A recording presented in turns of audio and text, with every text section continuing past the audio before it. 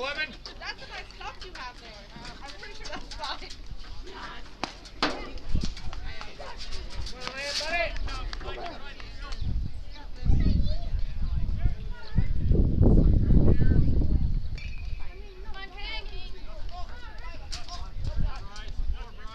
Come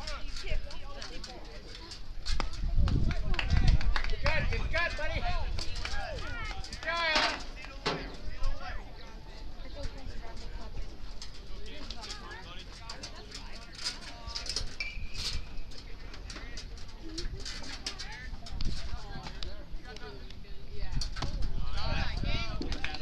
Good eye, King. All right.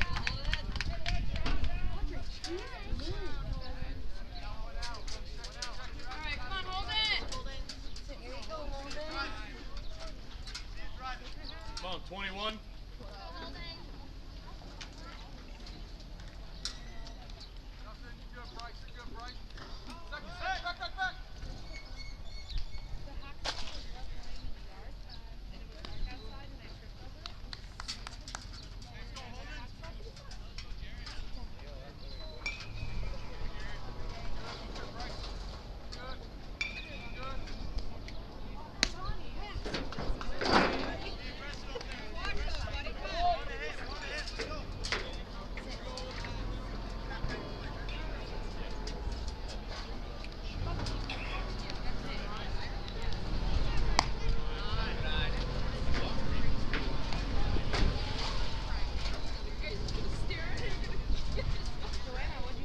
Come on, 21.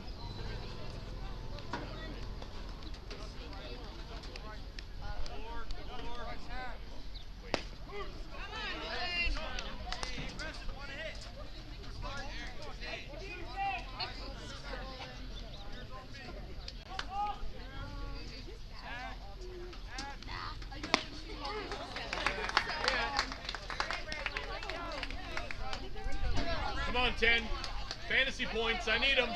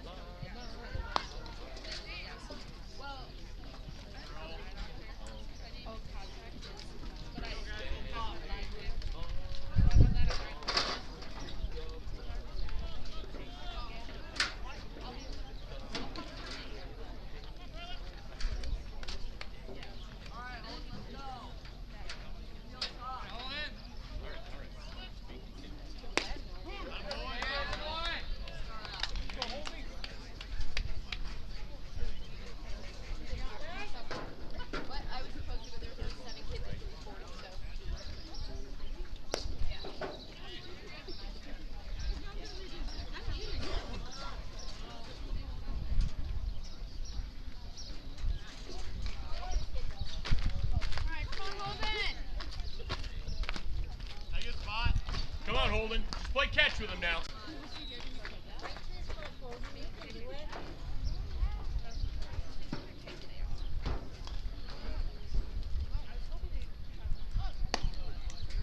Bring it down, here you go, Holden.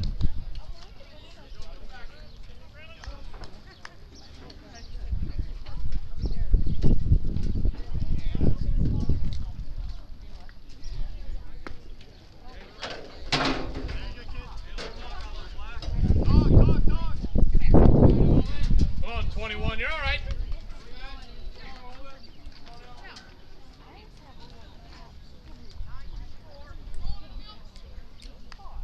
Come on, hold it.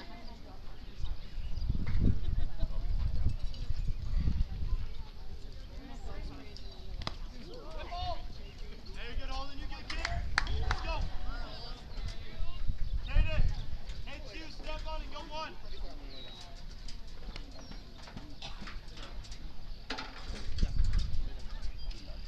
Go Black. Where are you going ahead of time?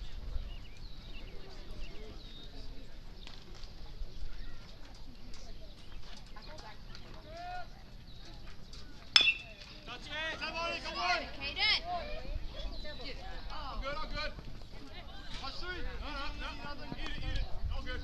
Hey, way to get the voice, kid. You're good, Kate. All right, way to go. Hey, we got one. Remembered that time. He did. Third. No, he was running. Oh, Like when he got that's out. funnier. It Okay. wasn't even a force. And I was like, hey, it wasn't a force. Hey, hold it. Yeah, All right, that's you funny. step off, back foot to the back. She wasn't that nice Back. I really wasn't that nice about it. As Joanna, I was never nice to her either. Tough luck. Thank you. The way I see it, no one else is going to fall in love already. Block. Take a block.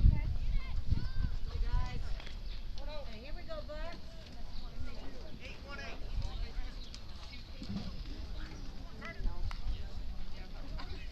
Talk here.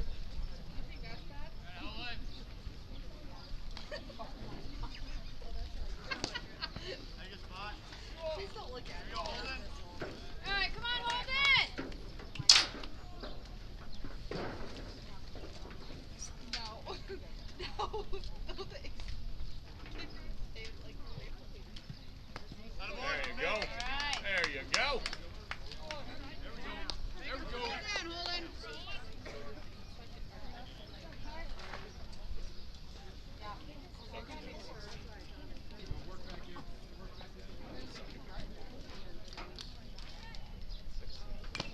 Go.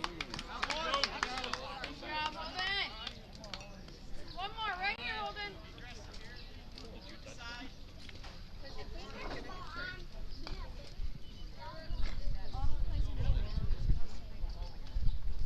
Audrey, what are you gonna do? Audrey, come here. Hey, get here, kid. She's done really well. Now we gotta work on skills. And where we're going. I'm pretty sure I know it. Softball player can help you with that. I know a guy will play like it. Hey, you're good, kid. You're good. You sent me everything. You have to severely. I'm sorry, but I've been doing this for Come on, 21. No damage. Let's go. I know, but she always says, I knew when you were gonna do it. Yeah, I know. Hey, bring it down, kid. Bring it down. Here we go. Hurry, 21, let's go.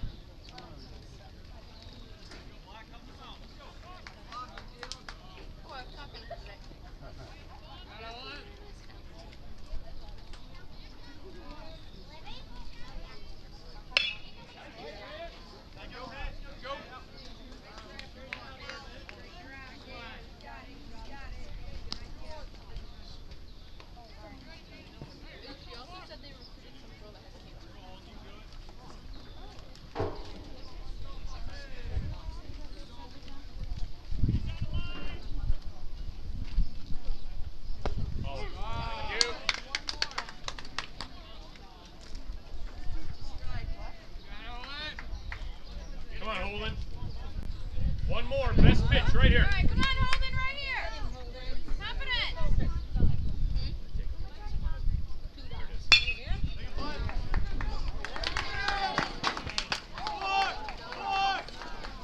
She lost. Back up on those, Holden.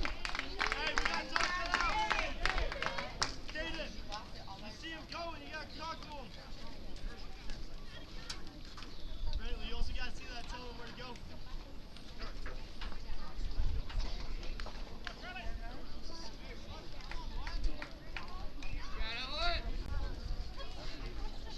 Go with the line. Right here, Philip. Go move on the pick. Block.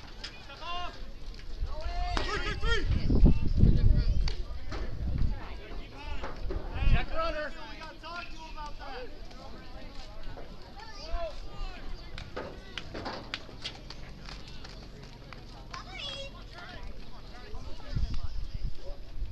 Oh, I need to. I'm actually done. Hey, who's going to Hampton? Here we go.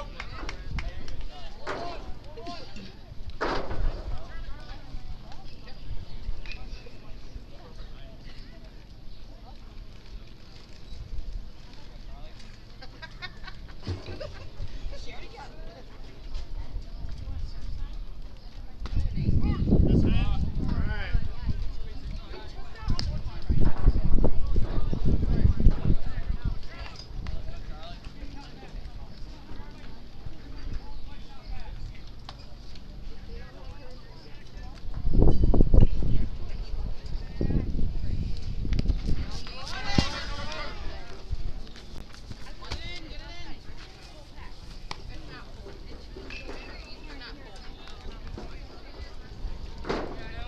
Let's go 21. Here,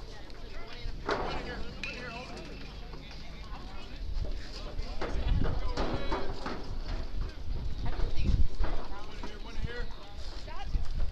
My pool is raining. It's like 75 degrees. That's fine, just finish. Here we go. Win this. Win this. You're all good. Win this. Right in.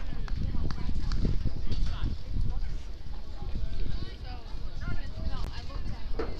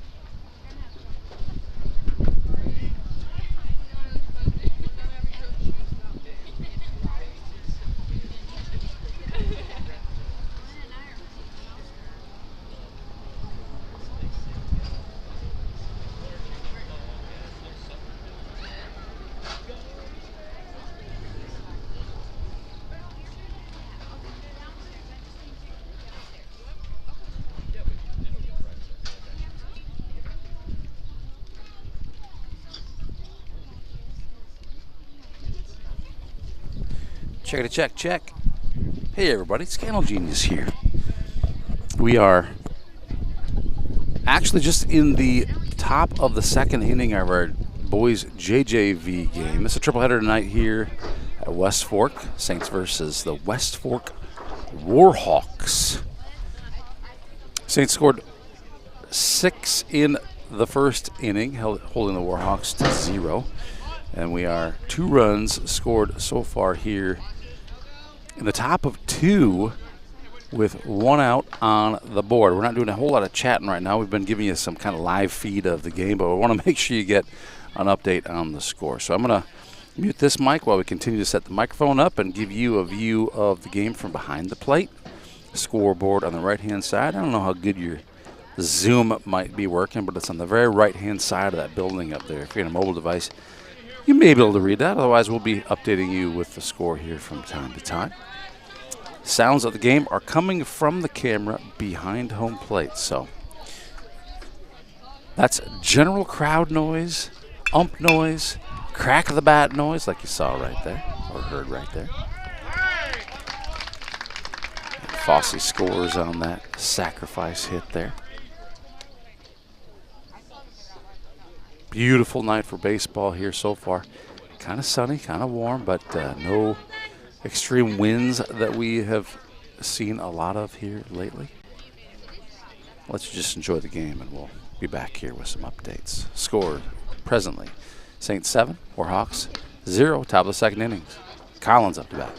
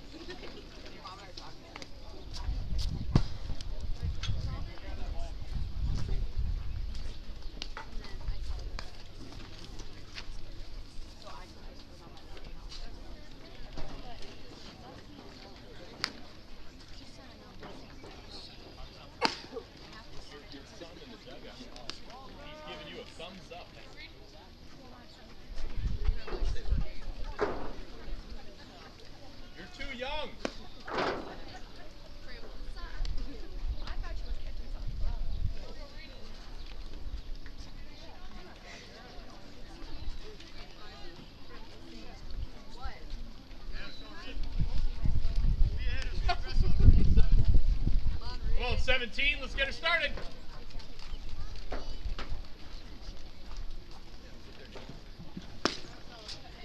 Good. Keep your eye on it. We're faster.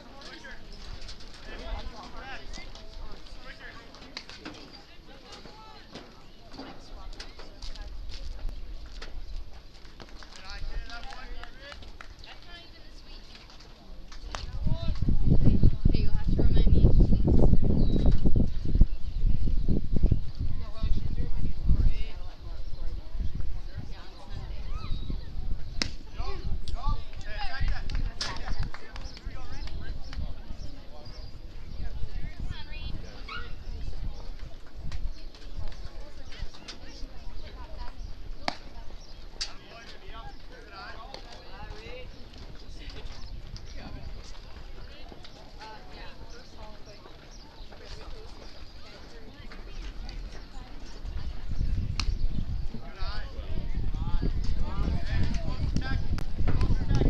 Going 17. Good eye now. Walks as good as a hit. Let's get it started.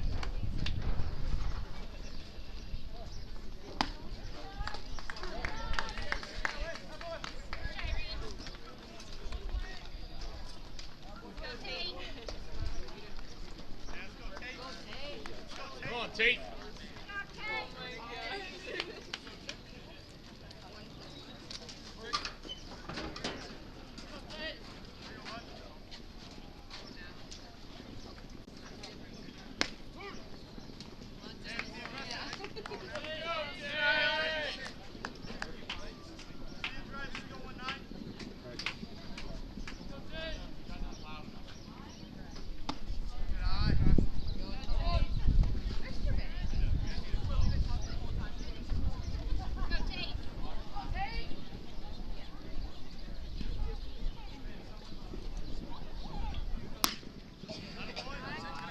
Good eye, 19.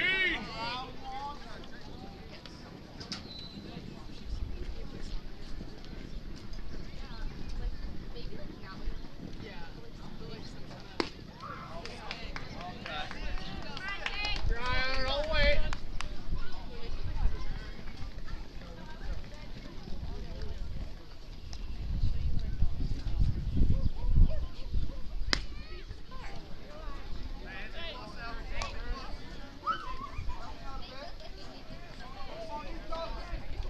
Got a brand to you.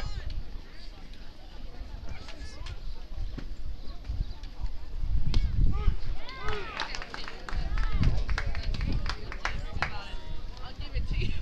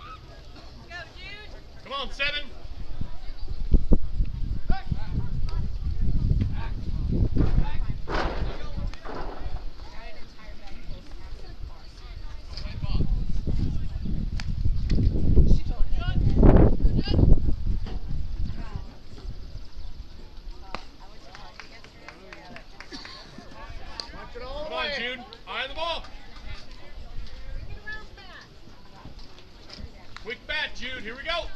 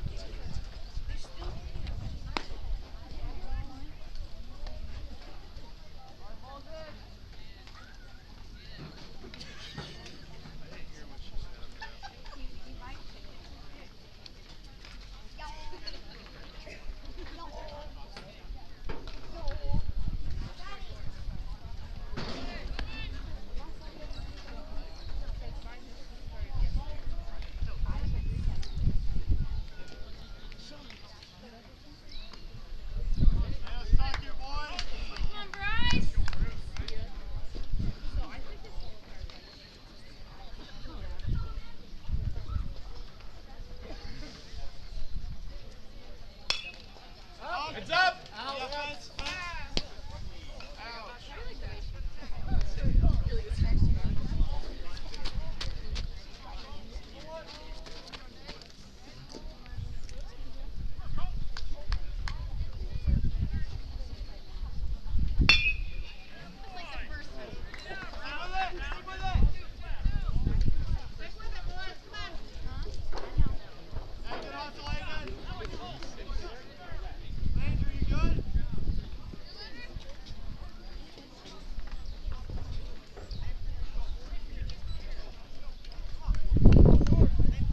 It's all right, Bryce. It's not you.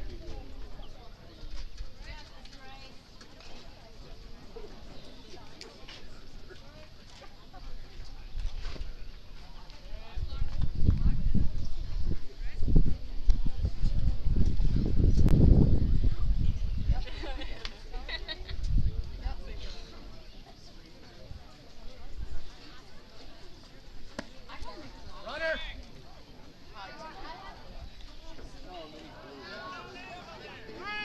Catch the ball. Are you kidding? Just lower next time. Way to hustle, Kay. Good job, Kay.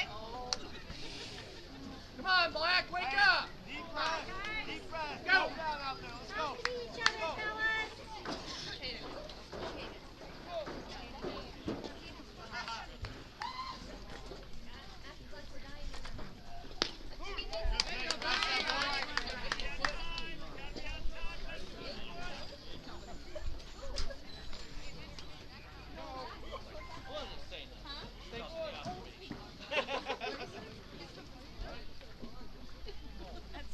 Yeah.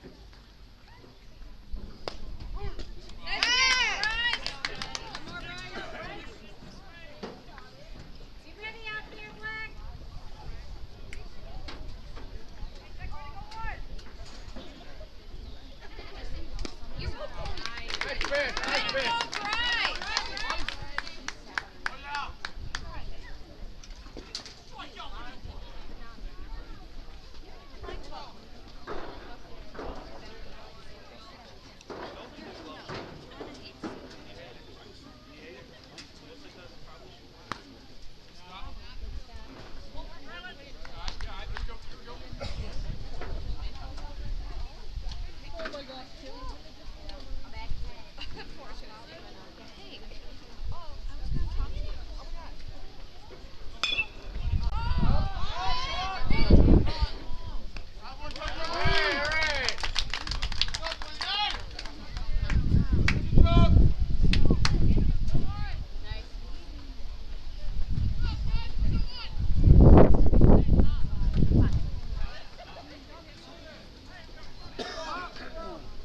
Hey, we got top. Hey, we got one with it.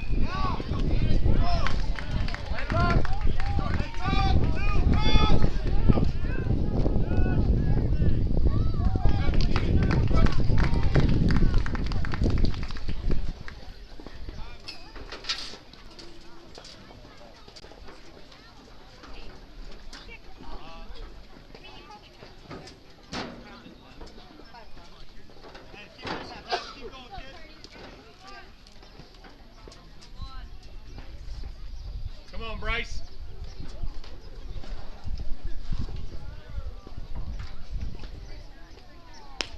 Take a spot.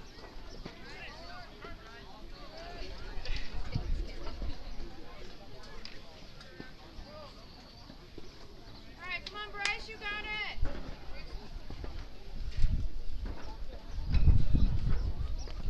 Take a pitch.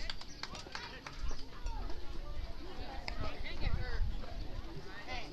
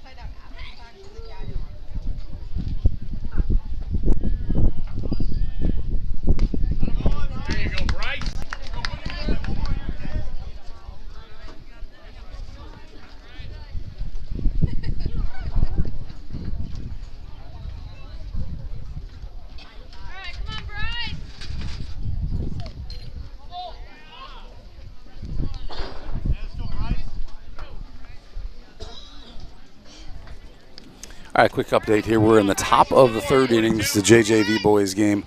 Saints leading 8-0. There's 2 outs in this one. Fossey up to bat. And we've got a couple of base runners on second and third. Just a quick update. There's confirming, will the varsity game be the next game? I think depending on the weather, we see some of the older kids kind of getting suited up, which just seems a little early, and we knew that there's a possibility with the maybe pending weather, but we'll keep you updated on that. Right now, Saints now lead 9-0 here in the top of the third inning. 2 outs in this one. Base runner on third. Fossey up to bat. Ritter on deck.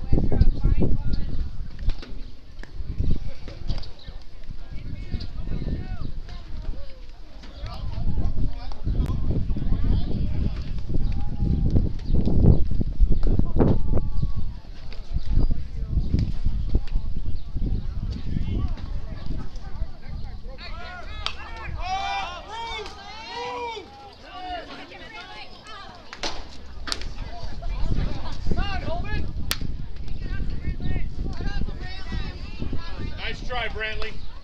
Nice hustle, Brantley.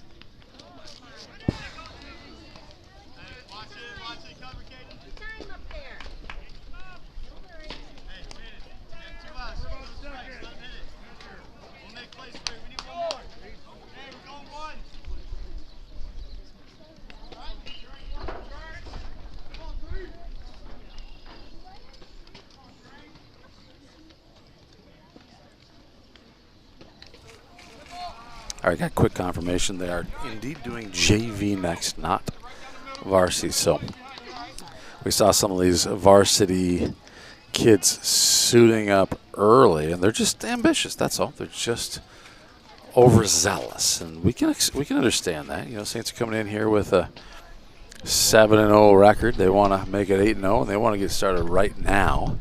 So we're finishing up here the JJV game. Saints up 10-0 in the top of the fourth inning. We got 2 outs here in this one. Base runners on first and second. As a pitch comes in, and boy wonder. Braylon Urick up to bat right now with a 1-2 count. Again, confirming JV will be the next game here. Scheduled to begin at 5:30, so we'll see if they stay on the time, if they just transfer these kids over and get started on the JV. We'll see what happens with that one. But scheduled start time for JV, 5:30. We've confirmed they go on JV, then varsity, so don't go anywhere.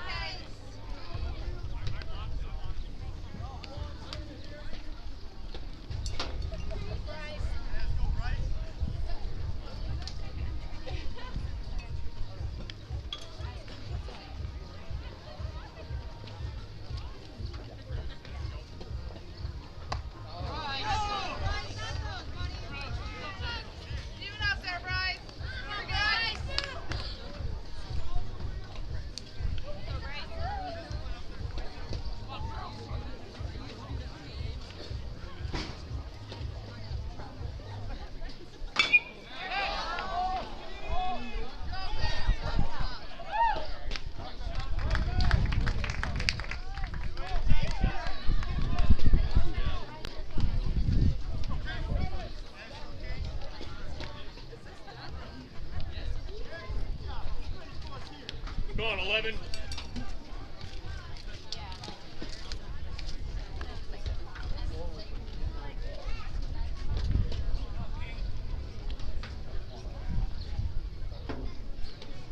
Probably because he doesn't swing his bat. Let's see him just swing with his bat. When he does that.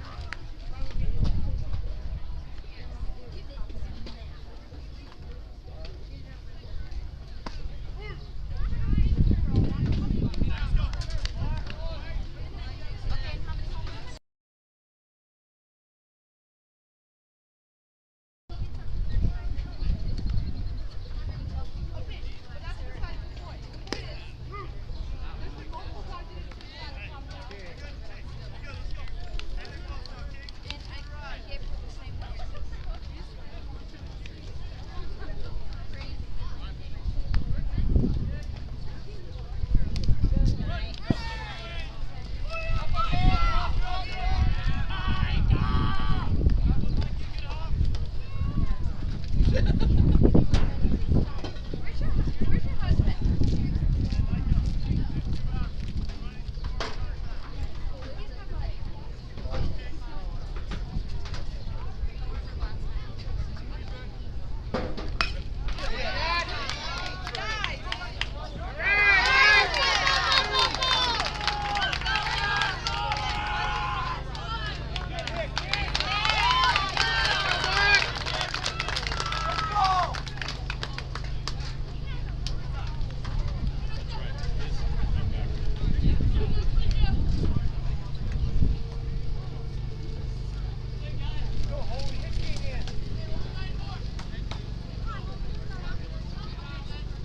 Go on, 21.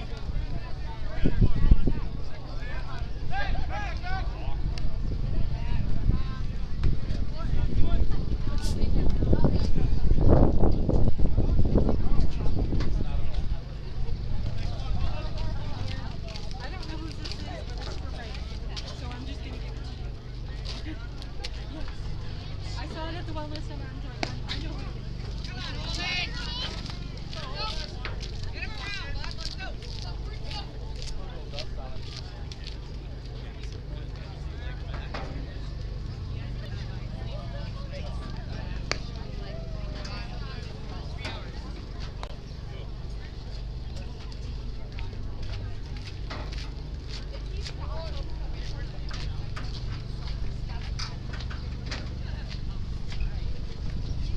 Yeah.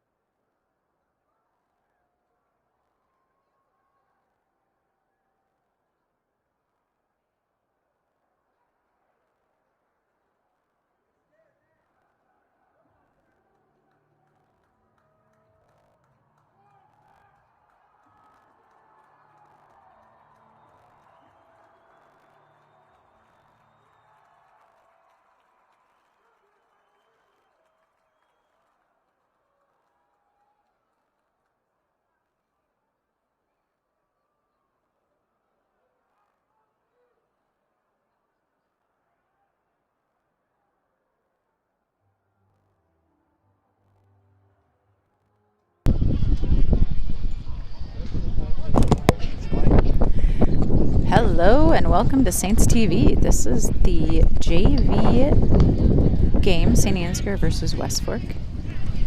On a beautiful night. It's getting a little windy, but other than that, it is nice. Great night for baseball. I'm going to have Kimba Tsunami joining us tonight. This is Lady Genius, and Hello. I forget our other partner's Does she have a name? radio name. Mama Cass. Oh, that's right. Mama Cass. How Can could you I forget guys that? hear me? I cannot hear you well. I can't hear Kim. Try it again. Is that better? Oh, yeah, that's better. Yep. Okay, good. We got Griffin Brum up to bat here. 3-0 count to him. For those of you out there who might be a little confused, we were confused as to what game would be playing right now, too. There was some thought that the varsity game might be going on to avoid any potential weather conflicts. And then they just decided to roll with JV. So here we are in the JV game. We've got Cruzy up to bat here. Oh, nice hit to center field there. I still feel like I'm really quiet, but you guys can hear me? I can hear you. Okay, good. We got Huddy Sparrow up to bat now. Runners on first and second. No outs.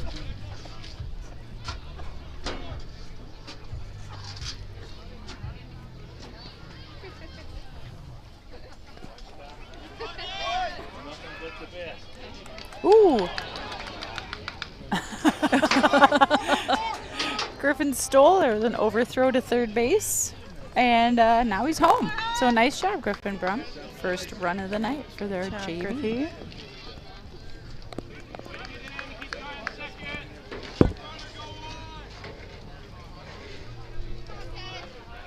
One 0 count to Huddy here. Lucas Cruzy on second base.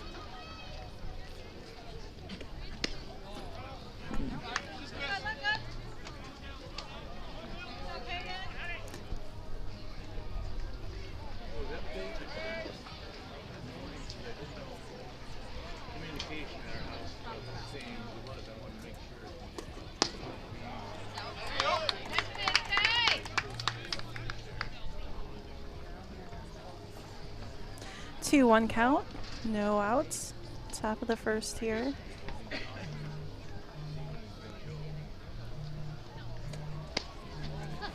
We don't have our assistants tonight to help us, but that's okay. Our assistants? What do you mean? Oh, like Max and some- Carson. Oh, that's right. That's right. They- I'll attempt to do it on myself here. Oh, you know what? I think I got into Game Changer. Nice. Gotta try.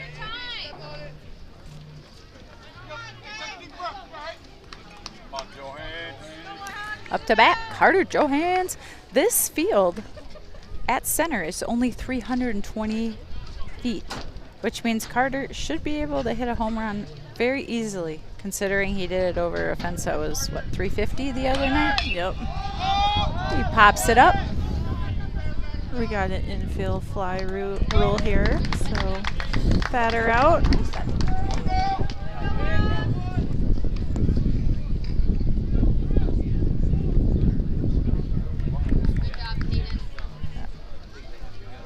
Jarrett Meyer pitched in the JJV game. He did a very nice job. He's quite a pitcher. He did do a really good job.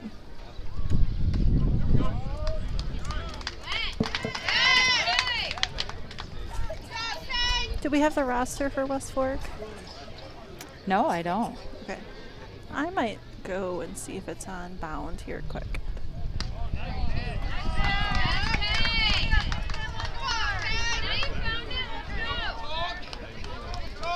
All right, Oh, Jarrett's- Oh, go ahead. I was going to say 0-2 count to Jarrett here. I was going to cover for you while you were on bound. We got a hit to right field. That's going to bring Lucas Cruzy home. Nice job, Saints. Nice RBR there for Jarrett. 2-0.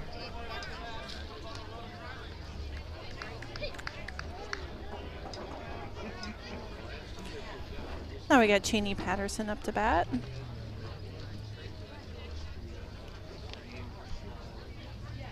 I was told the other day, Cheney is the 3rd tallest kid in the school. I can Goes- believe that. He's a tall boy. Yeah, I think it goes Hudson, Landon, and then Cheney. Mm-hmm.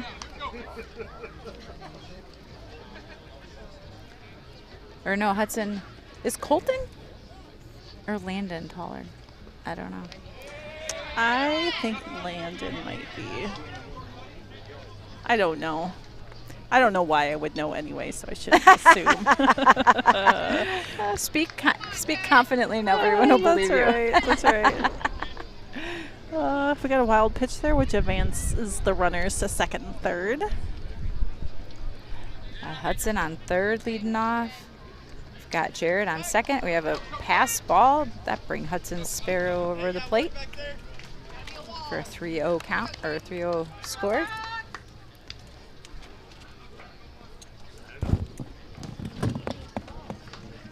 All right, do you have the roster pulled up here for West Fork? So number 1 pitching is Caden Luna. I don't have my glasses, my cheaters, so. Oh, here. Do you want mine? Probably not, because you have sunglasses on. If I hold it far away enough, I should be able to read it, so. The joys of being over 40. So much fun. 3-1 count to Cheney here. Got a runner on 3rd, 1 out. Foul ball.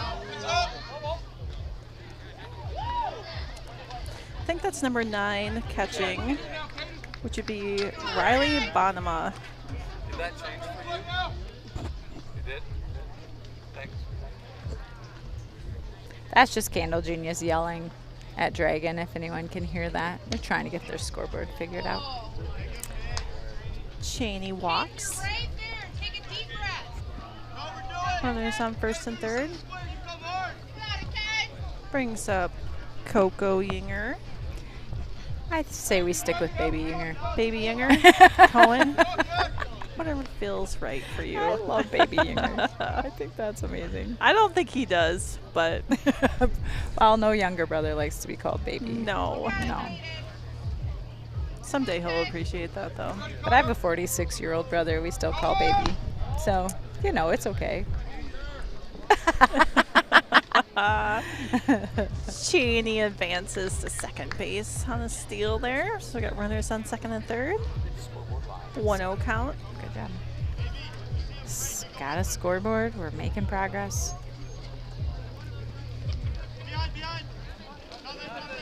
Nobody. Got a pass ball here, but nobody advances. Just a short one.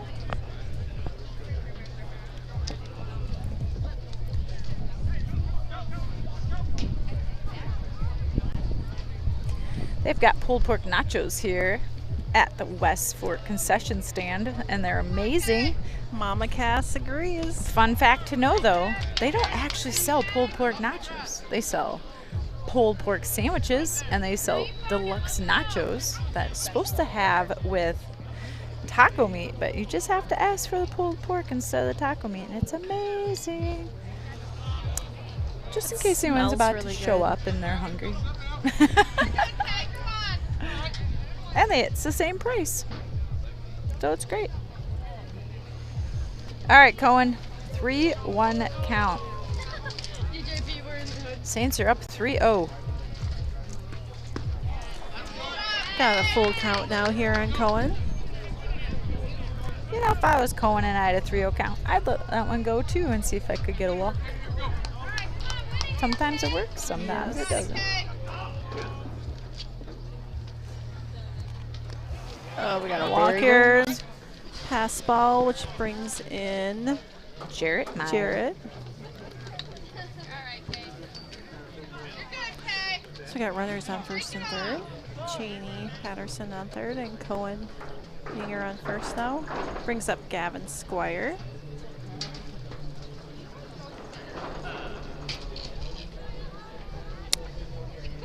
Coach is coming out to talk to the pitcher. 1 out. Top of the 1st still.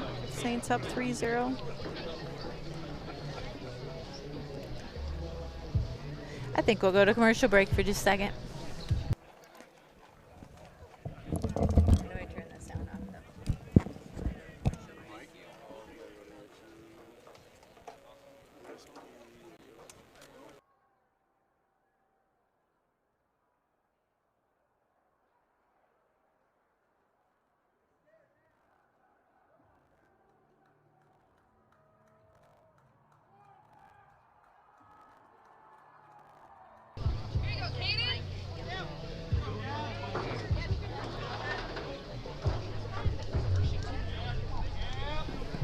All right, we're back.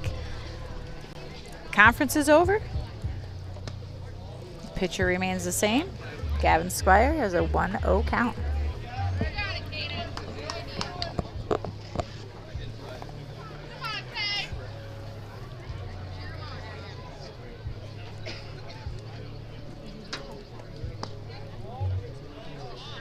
2-0 count to Gavin. So that runner's on first and third. 1 out. Do we have the scoreboard up?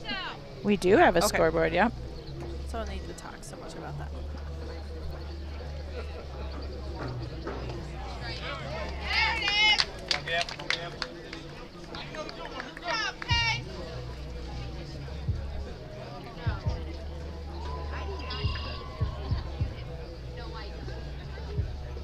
Kim, it looks like we have to go to the computer and set our connection up to the Saints Game Changer app through that.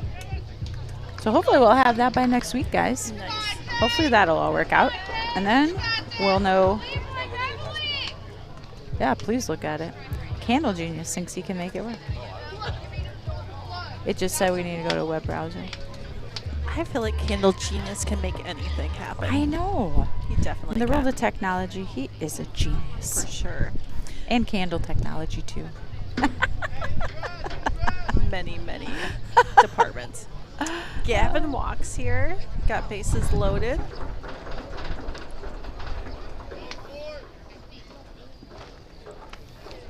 This brings up Kane Diedrich, number 27. First pitch is a ball.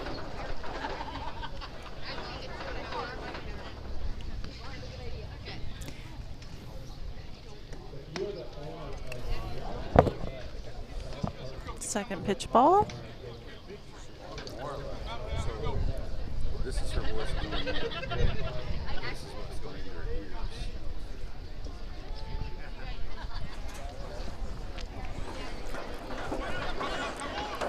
Got a pass ball here, which brings in Cheney Patterson. Yes, I am louder. Thank you.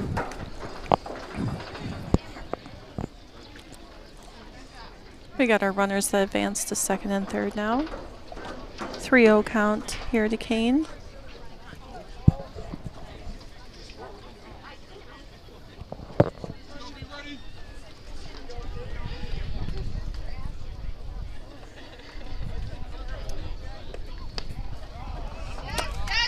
Strike there. They're definitely more likely to call that strike on a 3-0 count for that fourth pitch. Mm-hmm.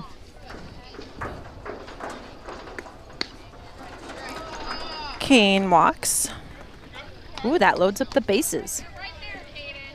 Fantastic. That brings up Lane Evans, I believe.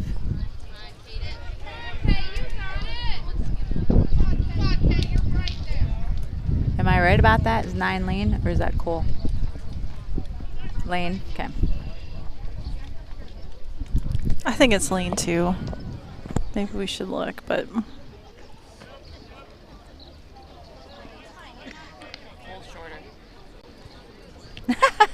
Cass's Cole is shorter, so we're going to stick with Lane. I love it. I think Cole This is Lane. 6 and Lane is 9, and that confuses me a little oh, bit. for sure. We got the brothers with, like, if you just turn the number upside down. Right. I know it. 1-1 count here to Lane. We only have 1 out with the bases loaded. Oh, got a nice hit to left field here.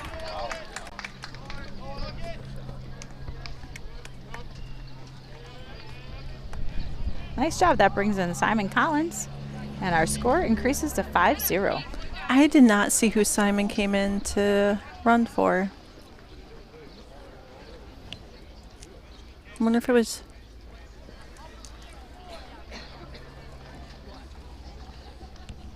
I don't know. Sorry, I missed that. That's all right.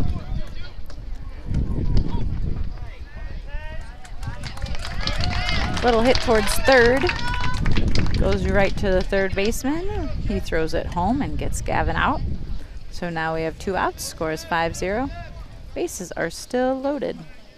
And up to bat, we have Mr. Cruzy.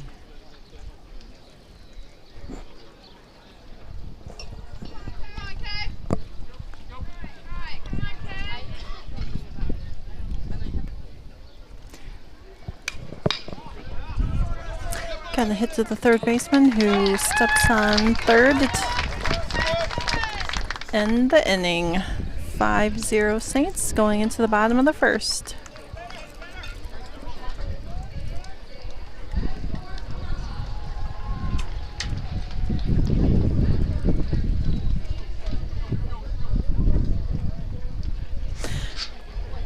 All right, guys, it's 5-0 going in the bottom of the first.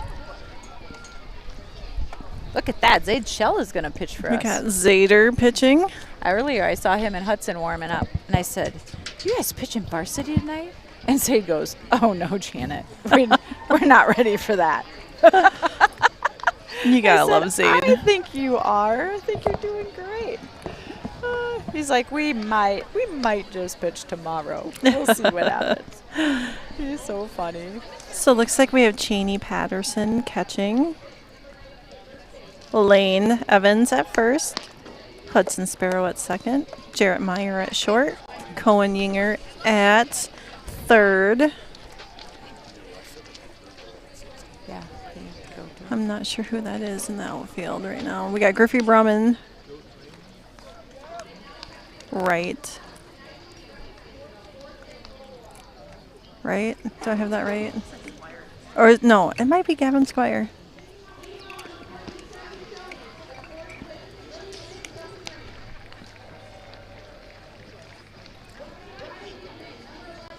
Johans in center.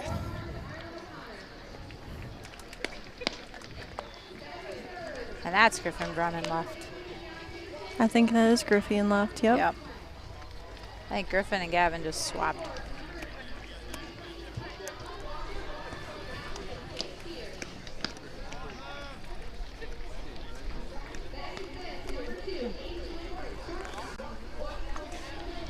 Fantastic. Looks like they're going to have him just pitch a couple more, and then we'll get this bottom of the first inning going. That was a long top of the first inning. It was. How many innings do you predict we're going to get in here before the varsity game? What do you think? Well, it's already 6 o'clock. Did JV start right at 5:30? Yeah. You're on. You're live, Mama Cass. Welcome, Mama Cass, to Good the evening. broadcast. Let's turn this a little bit. Talk again. Good evening. Oh, you're very quiet. We have to increase your I'm a volume. little tight. Oh, that's There louder. you go. Oh, we can hear Mama Cass. She just came back from Washington, D.C. She was on the 8th grade trip. How'd that go for you? Oh, we're Oh, going to do amazing. national anthem for the softball here. A second.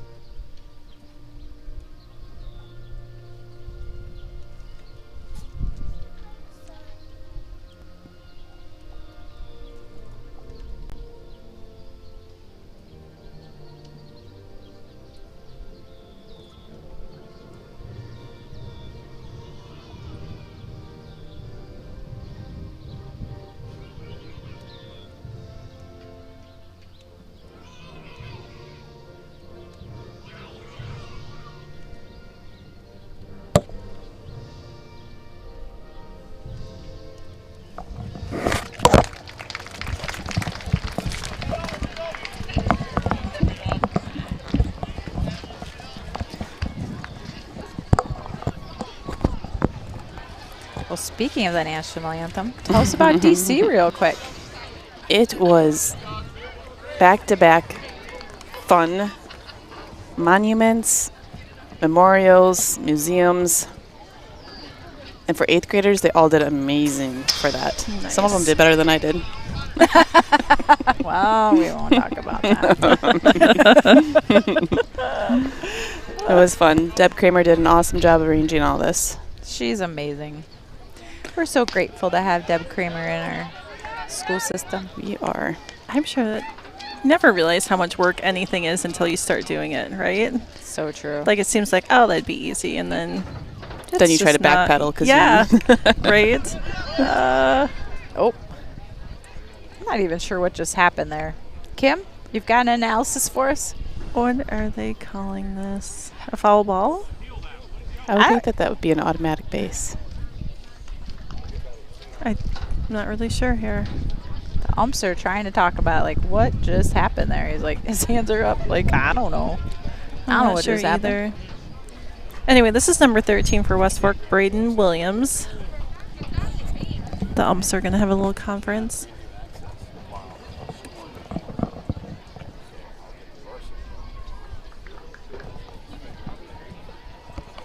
Ooh, Candle Genius is making progress on Game Changer. This will be game-changing. So quick. You just gave him that task like 4 minutes ago. I know. Apparently we can't get into the JV game because she can't give us access while she started scoring the game. But we'll be able to get into the varsity game, and we'll be able to do the JV games for next time, which is amazing. Then we'll have everything. Sweet. So they're Okay, so calling he's him out. but I don't know why. So I think it could have gone either way depending on the play, but I think that if he gets in the way of the progress of the player or the offense, I thought that they would have gotten first. But in either case. Coaches don't seem too upset about it, No. so No. must be okay. Way to play by the rules.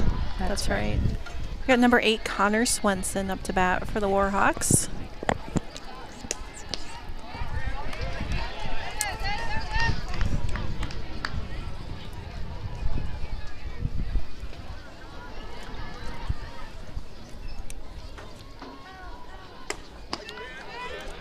Swing and a miss.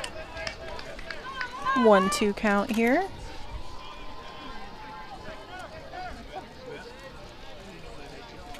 Mama Cass is taking pictures and commentating. That's wonderful. She can multitask so well. She really can. She's a true mama. Can you hear the clicking a lot? Nope, Nope. can't hear it at all.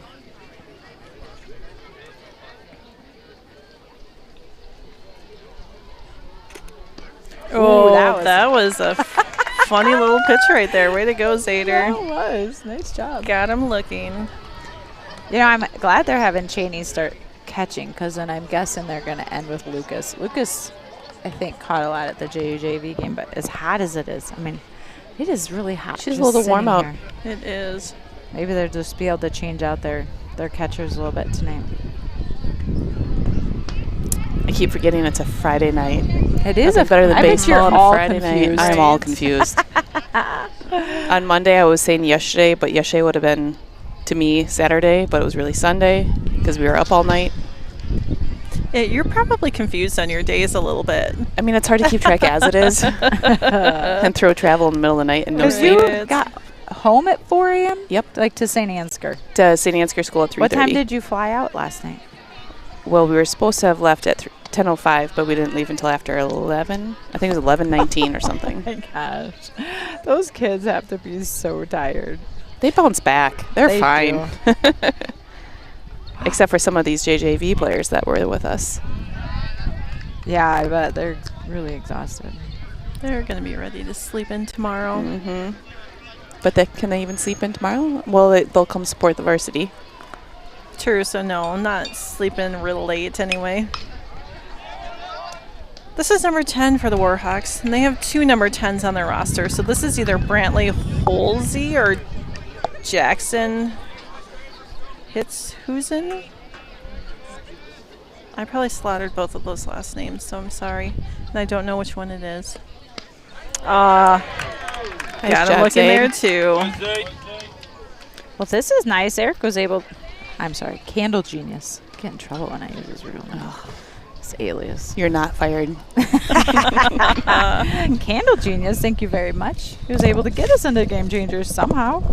But it tells us that Zaid has only had 11 pitches.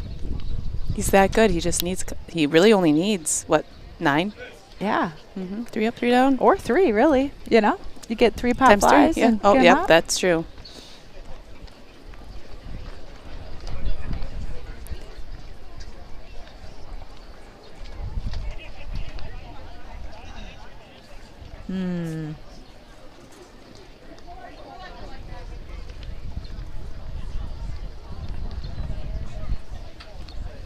We have to unlock the stats, though. We get it premium free for 7 days. And then they get you hooked. And then you're paying for the rest of your life because you forget to cancel the subscription. Amen. Guilty. I don't know. All right. Looks like Hudson Sparrow's up to bat. We've got number 1 from West Fork still pitching.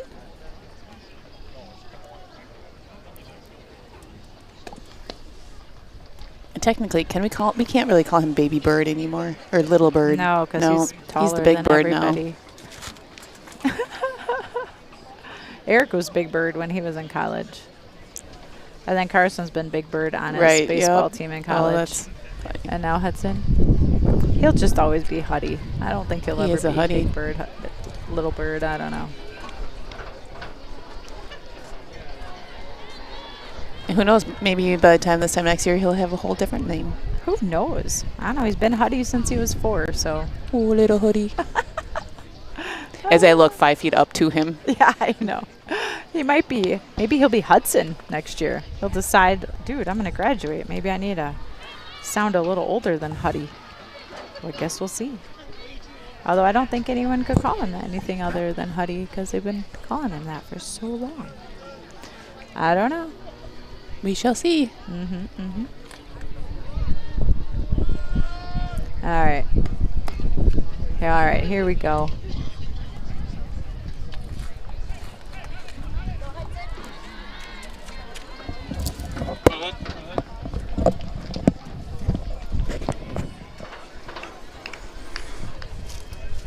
Hudson Sparrow's been playing second for us in JV.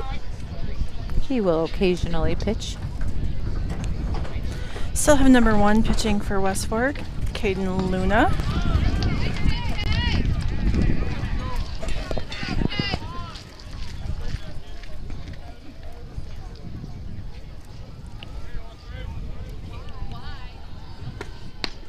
Oh, he's calling that one a strike 2. Huddy walked the first time up to bat. Do you remember that? I was just going to say, I did. wow. I remembered it Nice job. because I looked at my phone when I wrote it down. We got a hit out to right field. A nice place. Nice hit. Good job, Hudson. Nice single.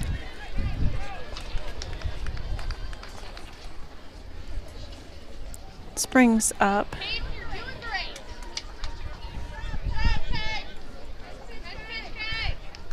Springs up Carter was like- Johans. Sorry, I was What looking at my spring? thing.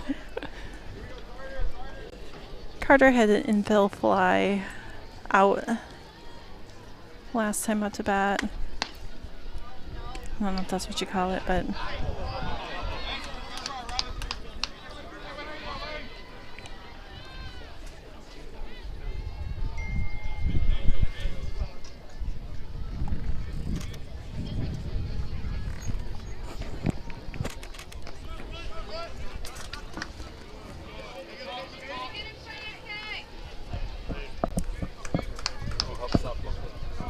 Okay. Thank you. 1-1 count here to Carter.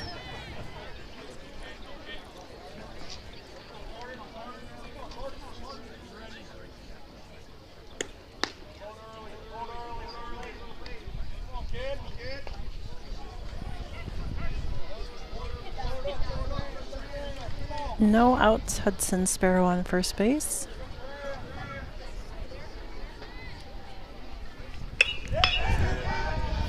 Got a nice hit out to left field. Oh, that was a good dive there by the left fielder. Just missed it. That was perfectly driven. Yes. Great hit there by Carter.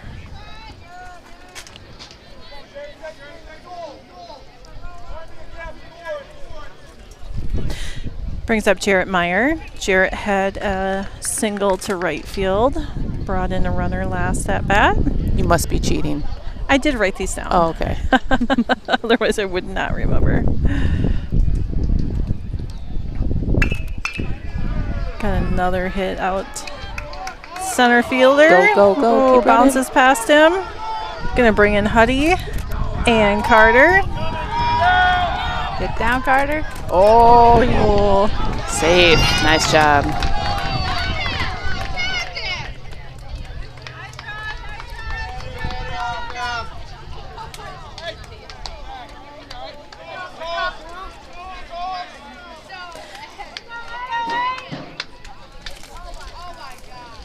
this brings up Cheney Patterson. Cheney walked last time.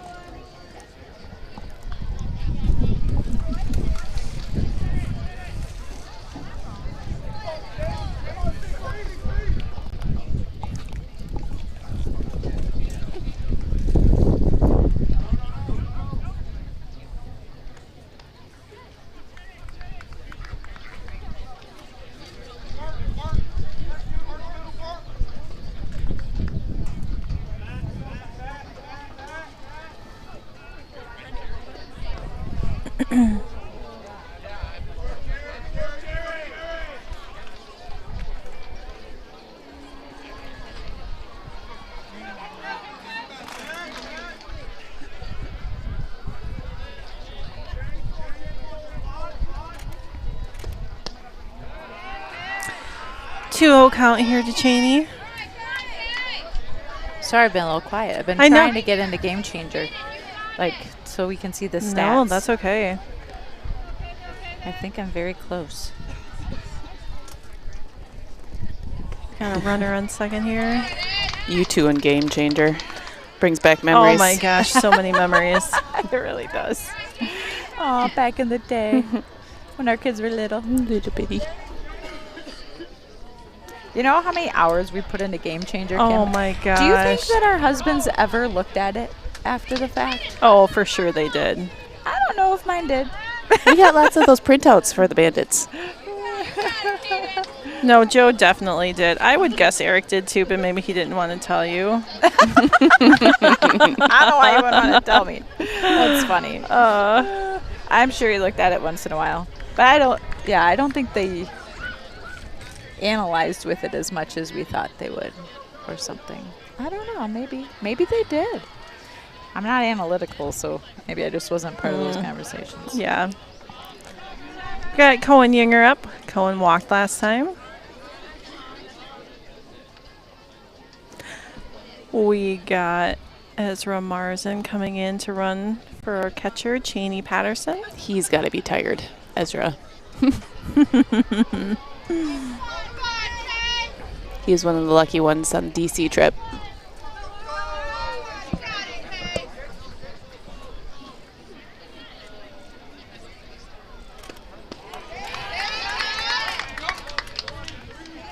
Jeez, Cohen Yinger has a 750 batting average. Nice, Coco. Baby J. His on-base percentage is 857. Holy cow, man. That's amazing. That's is. great numbers. Got 0-2 count here to Coco. No outs. Runners on second and third.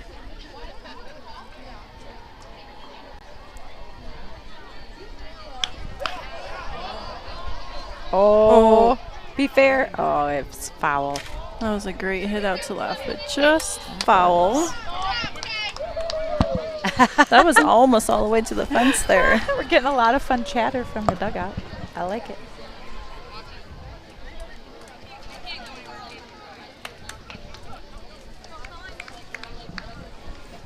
Still 0-2 count here.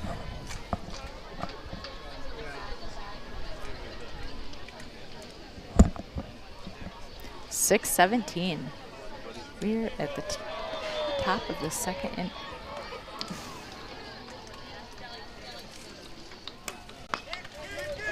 Another foul ball.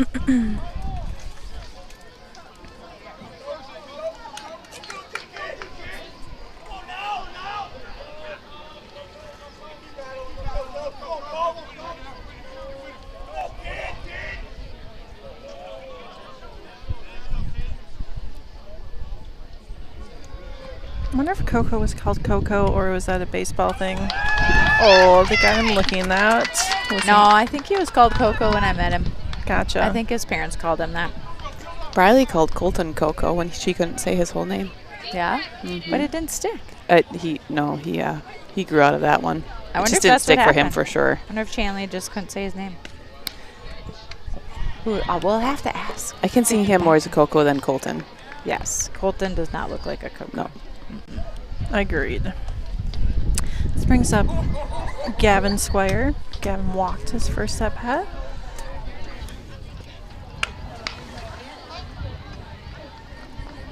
Foul ball. Man, all these foul balls. Working up this kid's pitch count. I wish they had the pitch count on all of these I think it should be a requirement. scoreboards. I know, I do like it.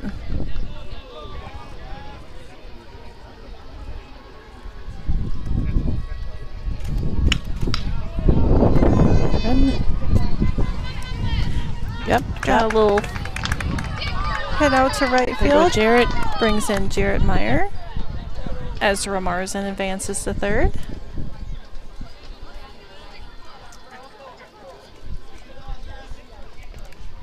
Brings up Kane Dietrich. Kane walked his first at bat.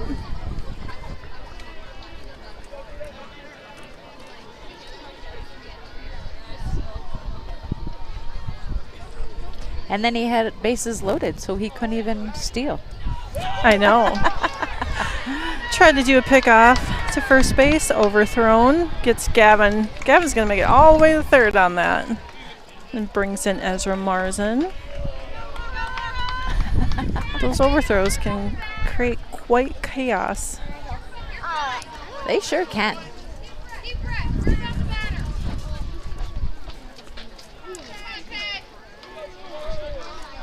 What are they calling him? Kane? Yeah. I feel like they're yelling something from the dugout. Oh, I was not listening. I can't I hear guess- over there. I have two lovely ladies in my ear. Oh. Oh my gosh. Cass, stop. You should just start joining us for our JV commentary. I should. Mama Cass. I don't know why you wouldn't. Right? Other than you take such amazing pictures for our boys. But you can do that from the crow's nest at home, too. Especially in the cold elements and rainy. I love being up there. Oh, a nice hit by Kane Dietrich. It actually literally hits the third baseman. And fair. He advances to the, well, he gets to a single. I thought he was going to maybe run I thought he was too. to second, but we had a little bobble and the ball was thrown to first. There was a good chance if there wasn't a bobble, he was still going to be safe at first because he's so fast. He is fast. All right, now we have Lane Evans up to bat. Lane had a fielder's choice last at bat. On Game Changer, I have a score of 11-0, and on the scoreboard, they have a score of 9-0. I feel like every year when we come here, we've got like scoreboard book issues that happen. It does seem like that. We got Kane who stole second, an overthrow out to center, brings them all the way over to third.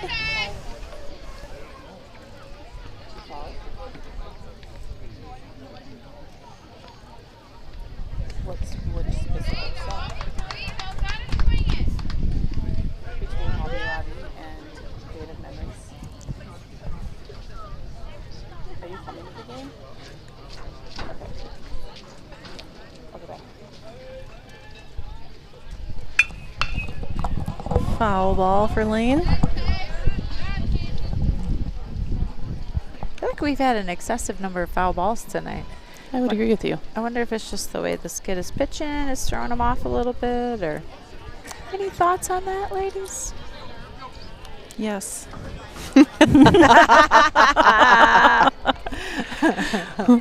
We'll let the viewers decide that. Anybody in chat? Anybody?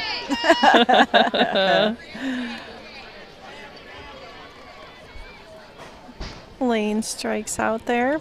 Brings up Lucas Cruzy, who also had a fielder's choice last inning.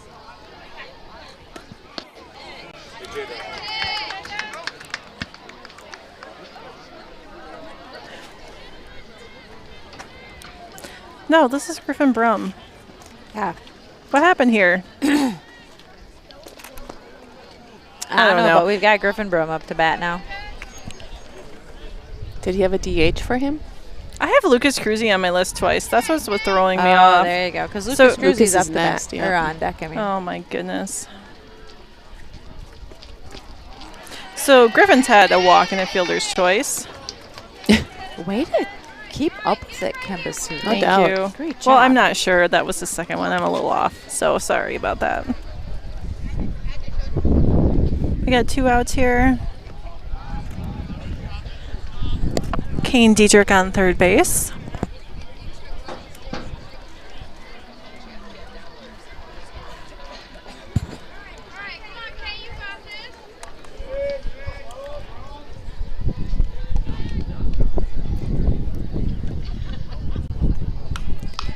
Oh, Heads heads up. up, everybody.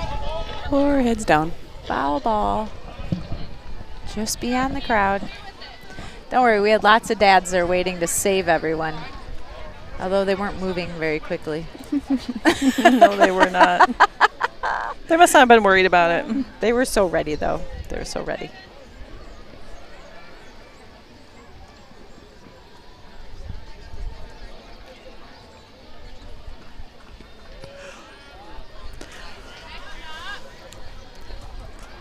Griffin's got a 3-2 count. And again, what does our scoreboard say on Saints TV, Eric?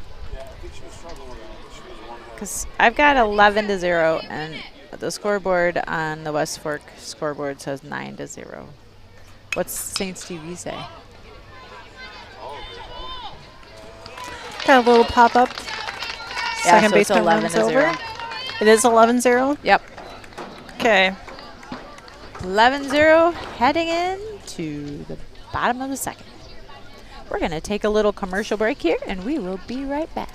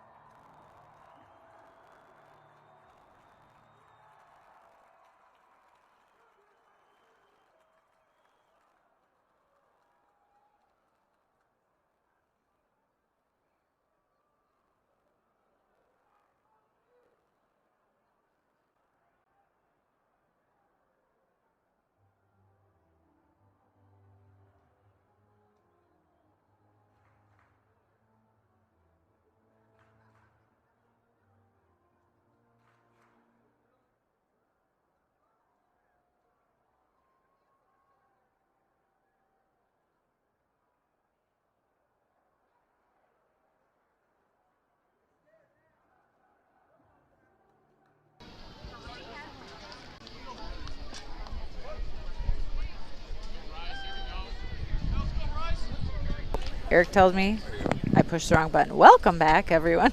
Let's try that again. JV game, St. Ansgar Saints versus the West Fork Warhawks. We got Anthony Schnabel pitching, sometimes known as Tony. Got a hit to short. Little overthrow at first. Coming back to Hudson Sparrow. And he gets underneath him. He's safe. That was a great throw there by Cheney to second base. Yeah, it was. Kid's got an arm on him. That was number 9, Riley Bonema for the Warhawks. Brings up number 15, Andrew Baker. Do we have any other changes out here? I don't think so. Nope, I don't think it is. There are.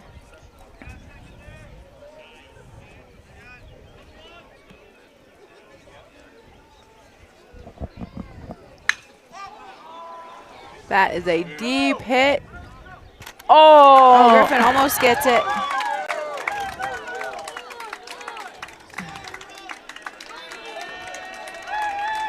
That was a really good dive there by Griffin. Just misses it. Yep. That brings in one for the Warhawks. They're on the board now. And brings up number 1, their pitcher, whose name is Caden Luna. Nice. Nice. Kim's got all the info. I love it. I hope this is right. This is what I have on Bound, so hopefully it's correct.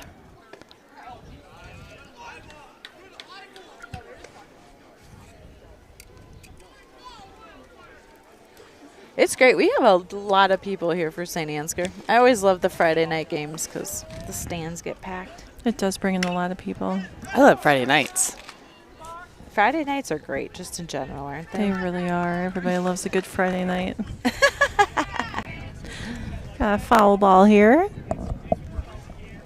I think that they painted their water towers since we were here last year.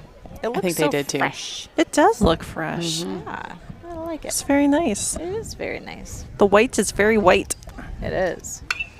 They probably did that because there's a lot of birds got up there. Just blends in. That was a foul ball all the way over to the St. Ansgar dugout.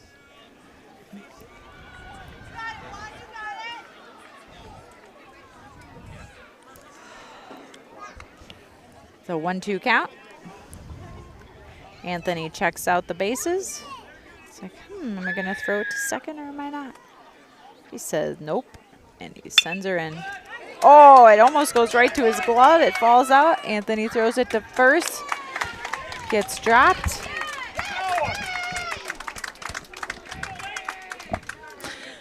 Good coverage there by Gavin to back up first base.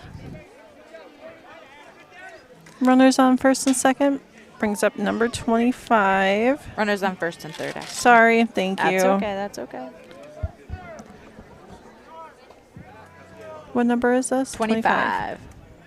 This is Lane Coleman. What grade is Lane Coleman in? Does it He tell you? is a junior.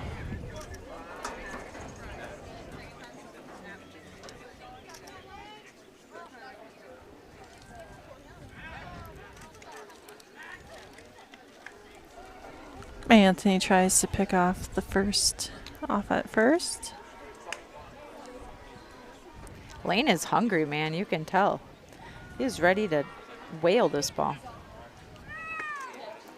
It's a little high. Nice coverage. Runner advances to second base.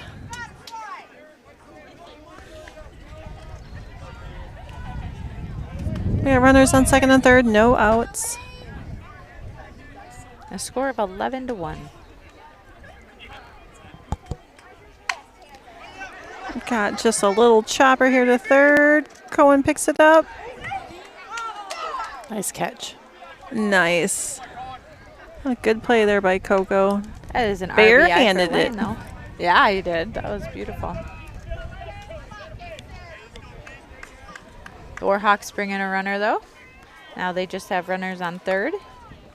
And number 11 up to bat. There is no number 11 on the roster. But there's Maybe two he's a number second 10s. 10. So this could be Brantley Holsey. Holes. Don't know how you say that last name. Sorry. It might not be him. What's the other option? The other number 10 is Jackson Hitzhusen. All right.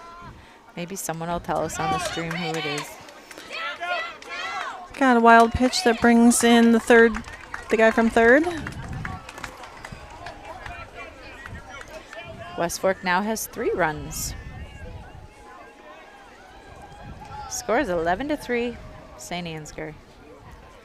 1-1 count, 1 out. I'm gonna go get some softball pictures.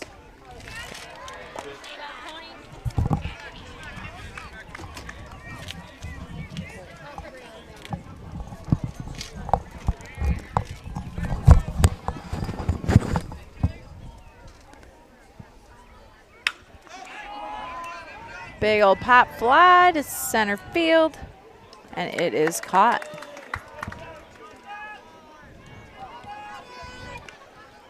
Nice job. That's 2 outs for the Saints. Brings up number 6, I believe. This is Edward Kobliska. Ground ball to Huddy. Throws him out at first. Nice job, Saints. All right, that'll send us into the 3rd inning. We'll be right back.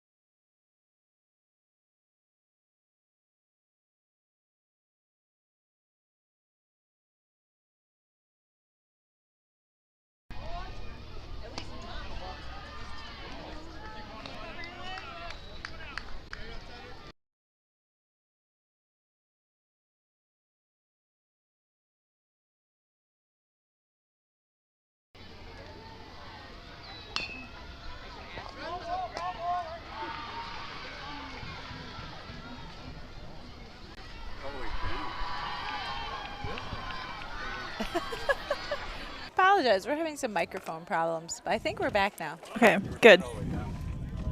All right, we have Hudson Sparrow up to bat. We were just talking about how great Brad Ames was, and no one heard us say I that. know. Brad is, like I said before, if he didn't hear us, he does have a heart of gold. He does. He's so great. All right. The score is 11-3. Saints are in the lead. We are at the... In case you couldn't hear us, sorry, I think I interrupted. If you didn't hear us before, Lucas Cruzy had a hit out to the left field here. Putty has had a walk and a hit to right tonight.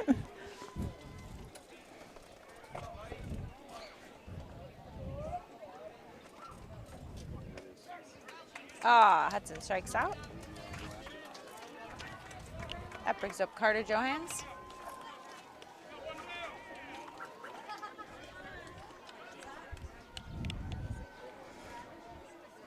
Carter's had that infield fly and a hit to left. That is a high pitch. Give him a... I think it should probably be a 1-0 count. So that was the first pitch.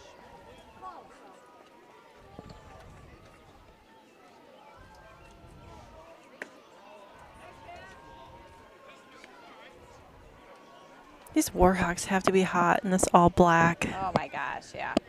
But I bet their moms have an easier job keeping their pants Oh, for clean. sure. Mason took his pants. I'm like, are they clean? He goes, clean enough. And he walked out the door.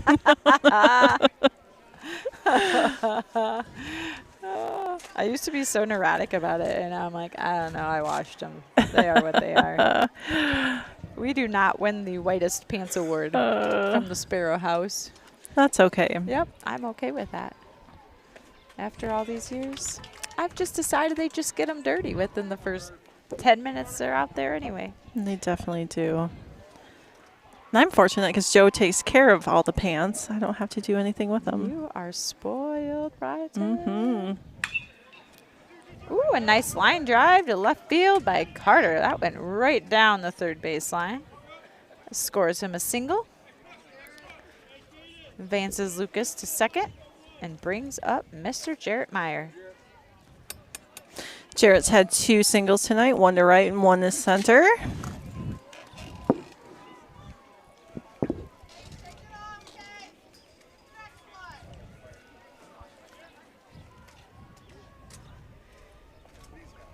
I like Jarrett's batting gloves. They're super cool. I do too.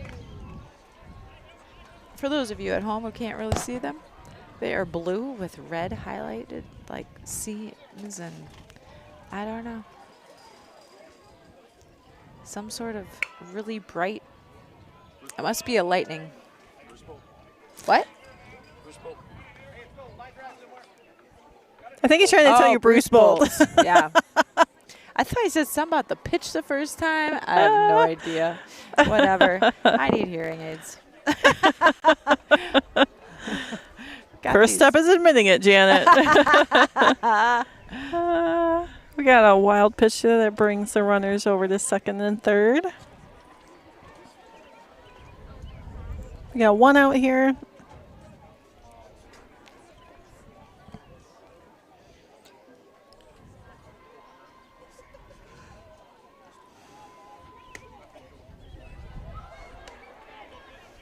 That breeze feels really good. It sure does. I'd like it to continue.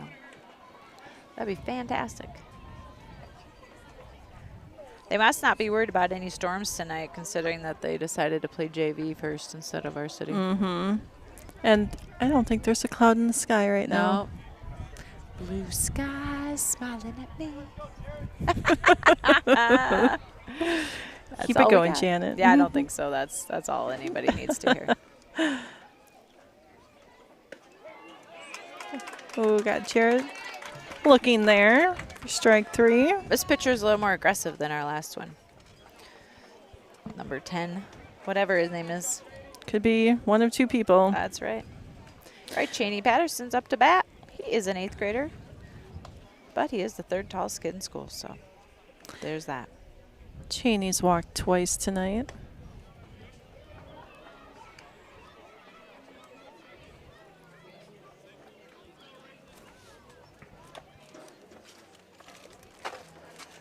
All you gotta do is get on base, whatever way it takes. That's right.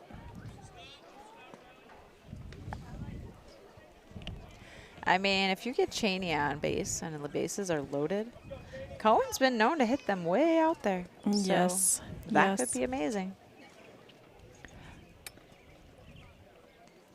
Oh, I thought he was going to get hit by a pitch there. I got a hit over to third. Cheney's thrown out at first, but brings in Lucas Cruzy for an, oh, never mind, that was third out. Just ignore everything I just said. I'm sorry. We're going to head to a commercial break while they change out, and we'll be back.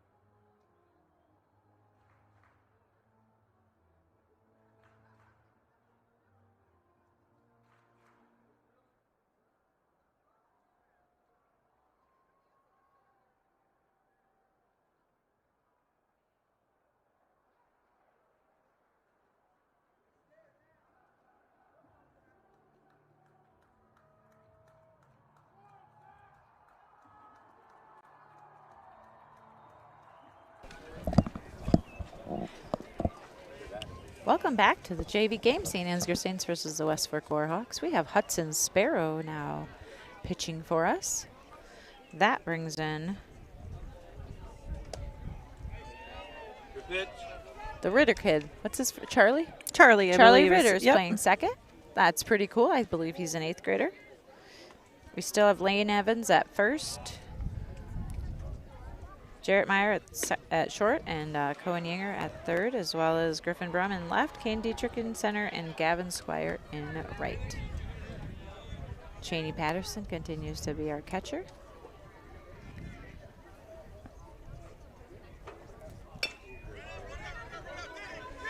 It's a little pitch. Oh, doesn't quite get it to first in time. That was tricky. Those are hard to do. That was number 13 up to bat for the Warhawks, Braden Williams. This brings up number 8, Connor Swenson.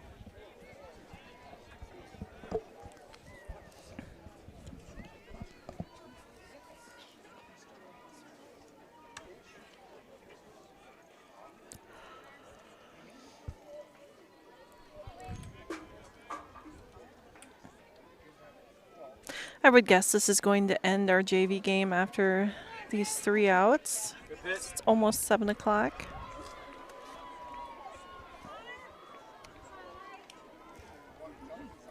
I bet you're right. Gotta let those varsity boys warm up. Hudson's trying to pick off the kid at first. I don't think there's anybody out there that hates having runners on first base more than Mr. Hudson Sparrow. He hates it. Ooh, that looked pretty good, I thought. But that is a ball. Right. Had a little curve on the end there. Uh-huh. He does love his curveballs. Yes, he does.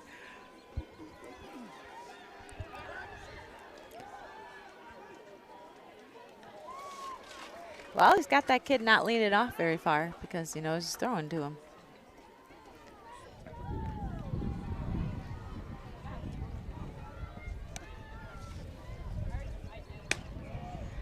Great pitch, Hudson. Gives us a 1-2 count.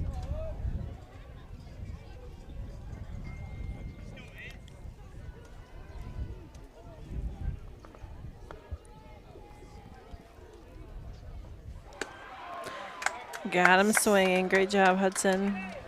Fantastic. All right, that's out number 1.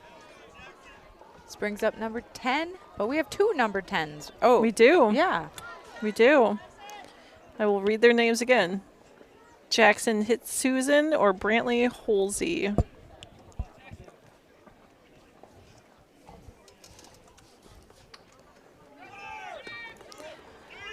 Got a runner getting the second. Oh, he got him. Great throw there, Cheney.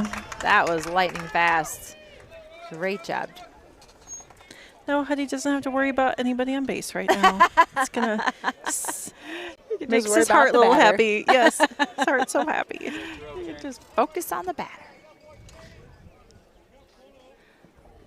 Gives us 2 outs. Scores 11-3. We're in the bottom of the 3rd inning.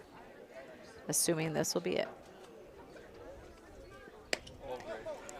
Nice pitch. Good inside pitch there.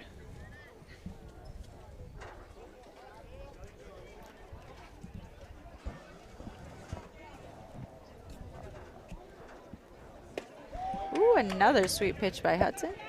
That's 1-2 count.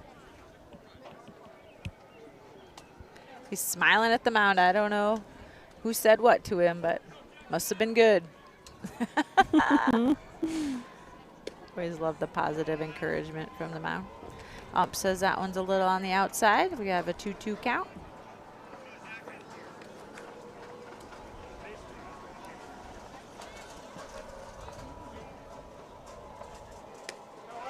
Got him swinging. Great job, Huddy. That was a total of 11 pitches to get us out of that inning. Nice job, Hudson Sparrow. Nice job, Saints JV Baseball, winning this game 11-3 in 3 innings. Good job, boys. Fantastic job. Everybody looks a little warm. We're going to go shake it up.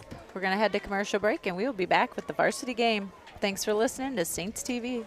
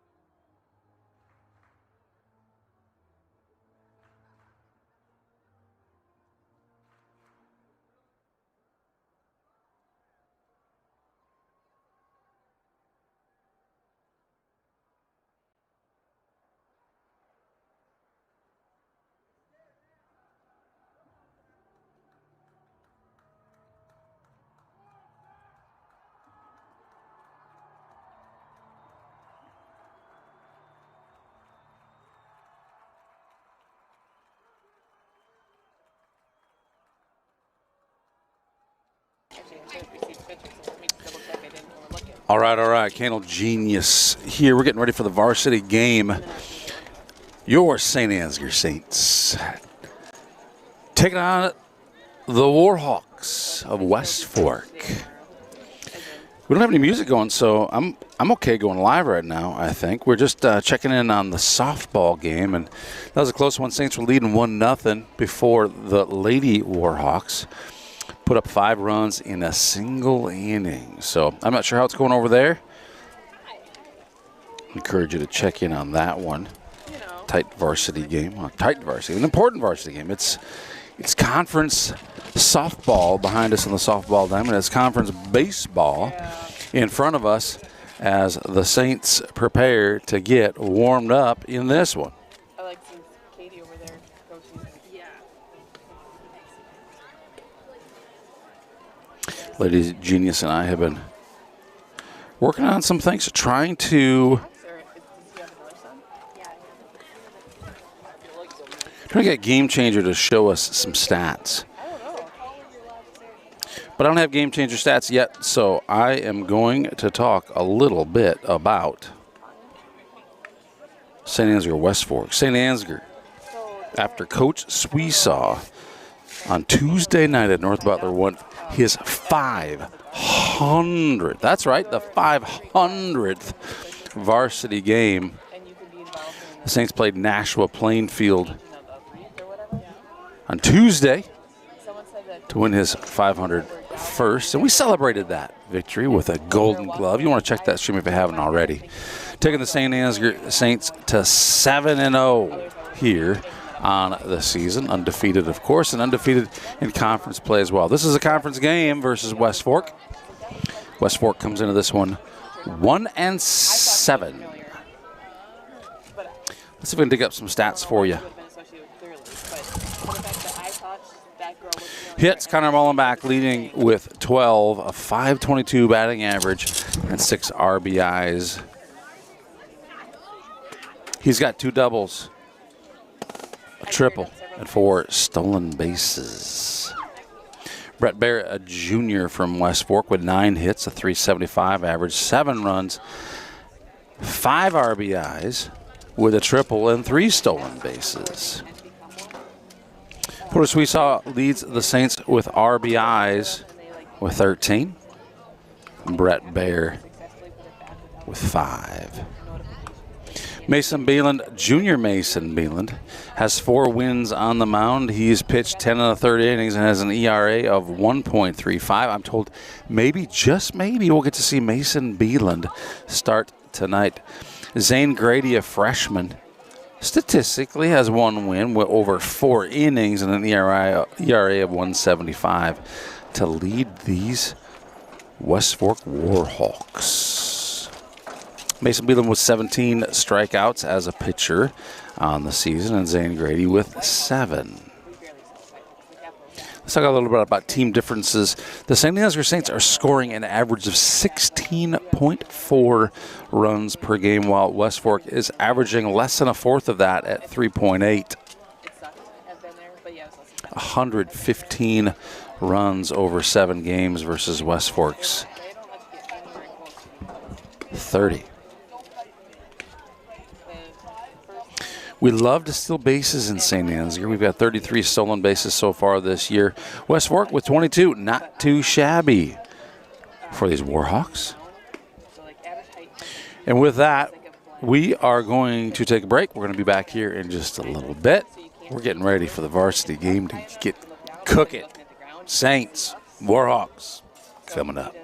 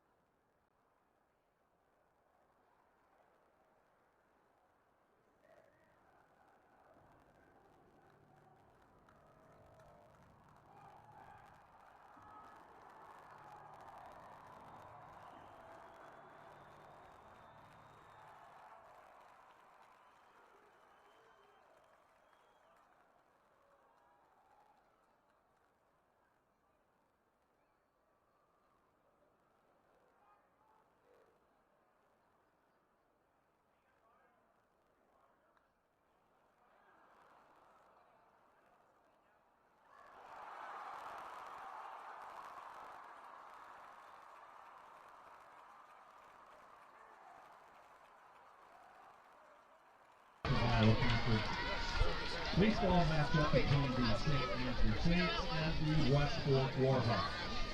West Fork High School expects fans, coaches, and athletes to model good sportsmanship by supporting your team in a positive manner and refraining from negative yells or other acts directed towards athletes, coaches, fans, and officials. Tonight's officials are Clayton Steinwell and Ethan Lambert. The starting lineup for the Saints. Batting first, the shortstop, Porter Schwesaw. Batting second, third baseman, Colin Mullenbach.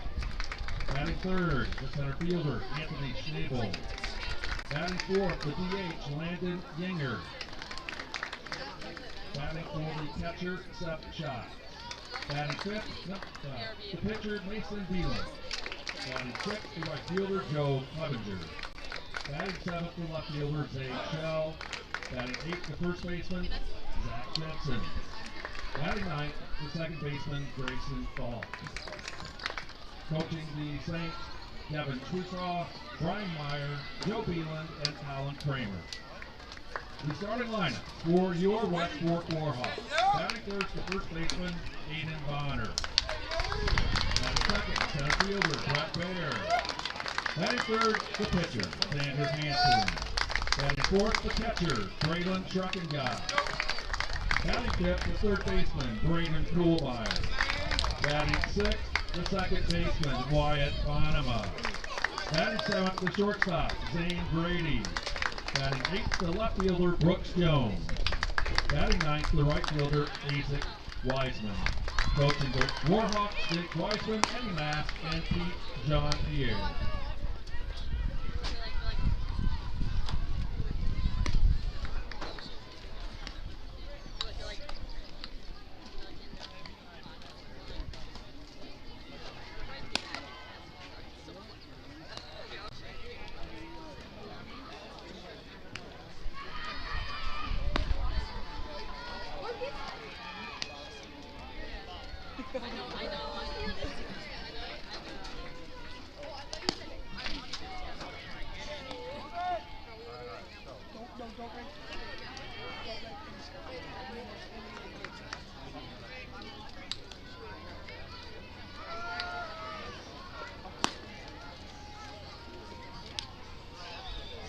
Pitching for the Warhawks, Xander Hansen. Leading off for the Saints, number 25, Porter Schwesaw.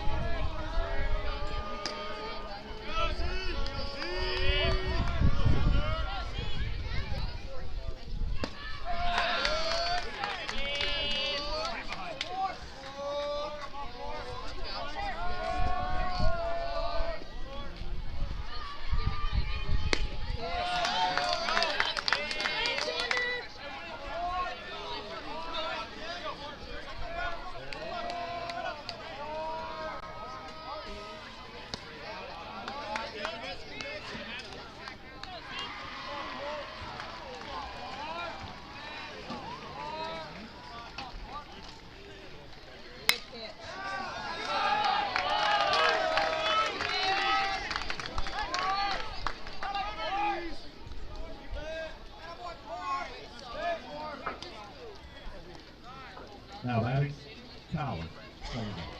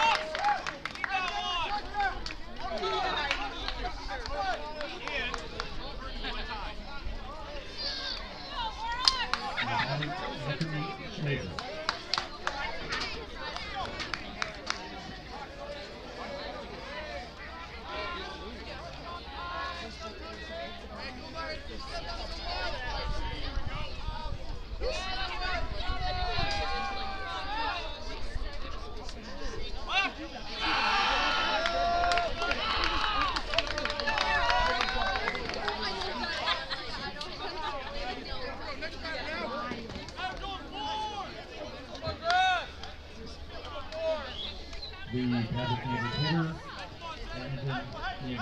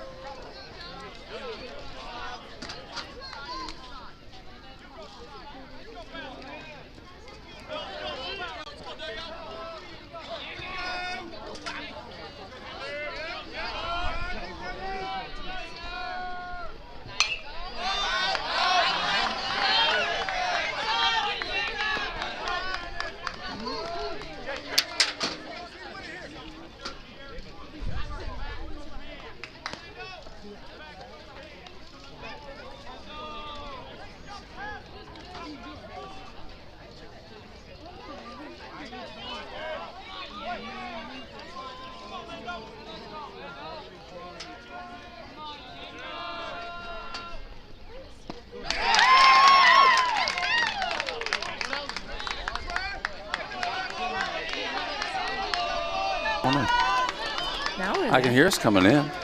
Couldn't I? I don't know. Well, you guys haven't been able to hear us talk. We may have not had the speaker.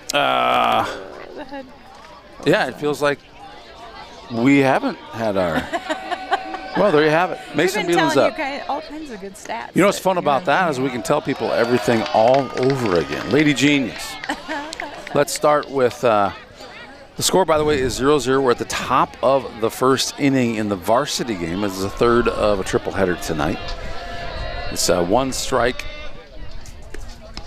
and one ball against Mason Beeland. On third base is Porter Sweesaw, who got there by hitting a nice shot past the second baseman. On second base is Connor Mullenbach, who hit a really nice shot out to left field. On first base is Anthony Schnabel, who got hit by a pitch. And now up to bat is Mason Beeland. With a 3-1 count. Mason, 0 outs. According to Game Changer, Mason has a batting average of .467. I like that. Let's use Game Changer. He's had 5 doubles, 2 singles.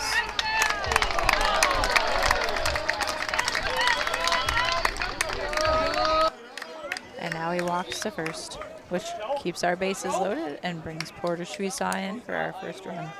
That brings up Joe Clevenger. Joe's a senior. He's enjoying his senior year of baseball, I do believe. Seems happy about it anyway. Ooh, and we have Kane Dietrich coming in for Mason, which is wise because Kane is very fast. He's the fastest man alive. They call him Speedy D for a reason. Caden Dietrich. Now, how much does it matter when you've got guys in front of him? Because really you're kind of limited by the speed of the guy in front of you. But with Caden Dietrich, your chances are always better with that kid on base. Check, check. See if our sound is coming through. It's coming through just fine. Joe, it's a foul ball caught by the first baseman. Yep. Out number 2 for the Saints. That brings up Zaid Shell, who I believe is playing second base for us tonight.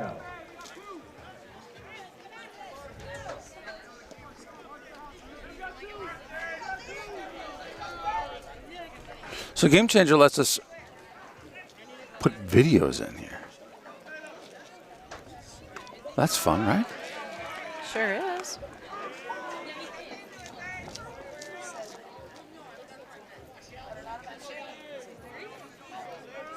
See what happens. Oh, we got him.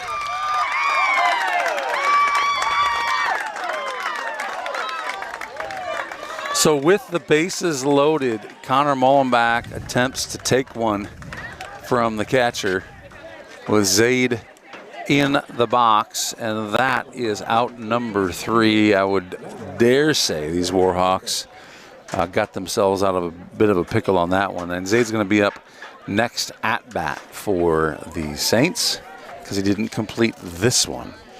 But we're going to take a quick break. We're going to be right back after this with the bottom half of inning number 1. Don't go anywhere.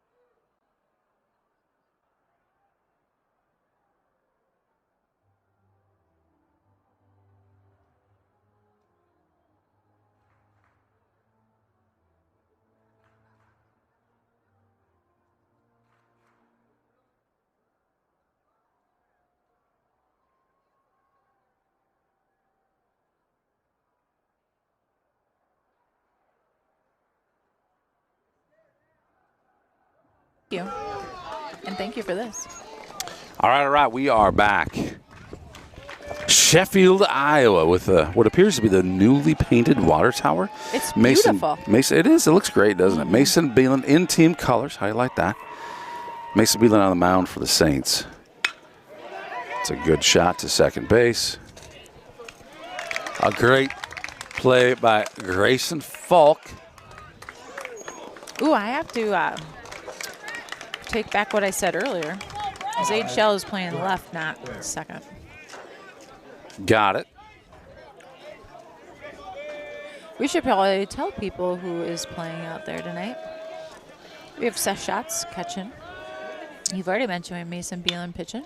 Mason's been pitching so well this season. He's just really grown into his own. He's gotten really confident in the mound.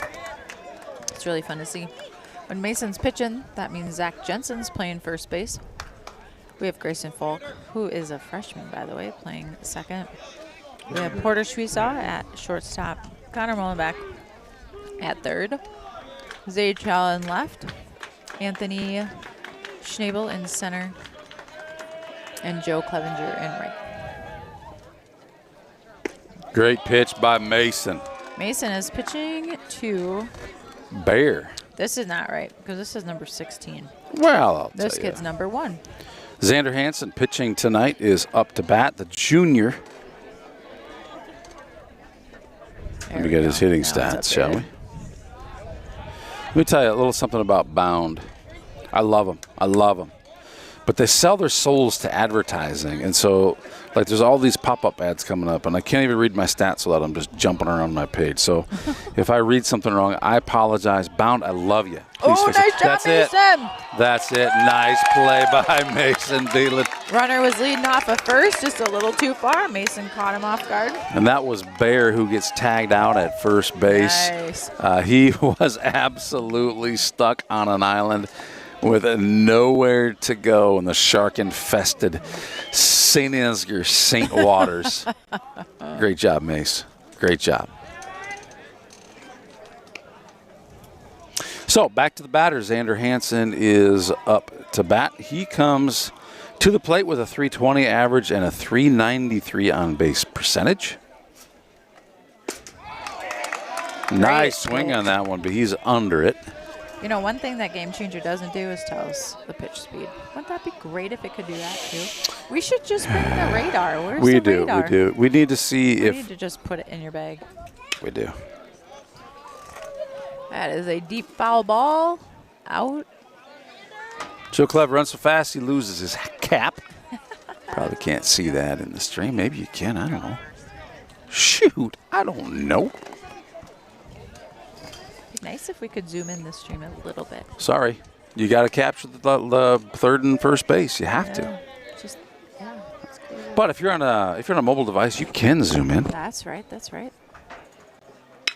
Mason, that's a great. Deep hit right to Anthony Schnabel. Anthony barely needs to move his feet as that hit comes right to him. And you know, with the fields at 300 in left field, 310 in right, and 320 at center. It's a very shallow field, so that nice line drive looked like it's going to the fence, but Schnabel there to grab it. So that's it. First inning in the books for game number 3 here. And if you're just joining us, Saints win the JJV game handily. Saints win the JV game handily. You can check those games. Just a part of this live stream. But then this is game number 3, the last of 3. This is the one that's going to go in the record books. Saints 0. West Fork 0. Top of 2 coming right up. Sounds like.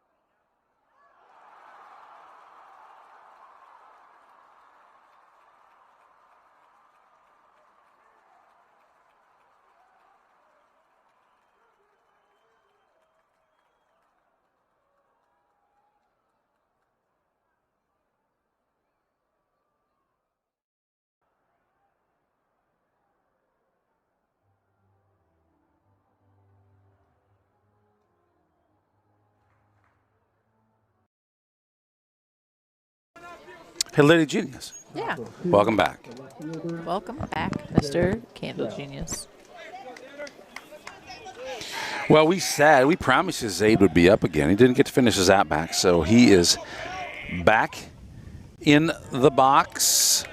Little miscommunication on that last one. If you missed it, when the Saints were on offense last time, Connor Mullenbeck kind of gets caught stealing by his own guy. I think Zaid maybe didn't hear the call or something along those lines. So unfortunate series of events for the Saints, who had the bases loaded but were unable to score. Hoping to change that here this inning.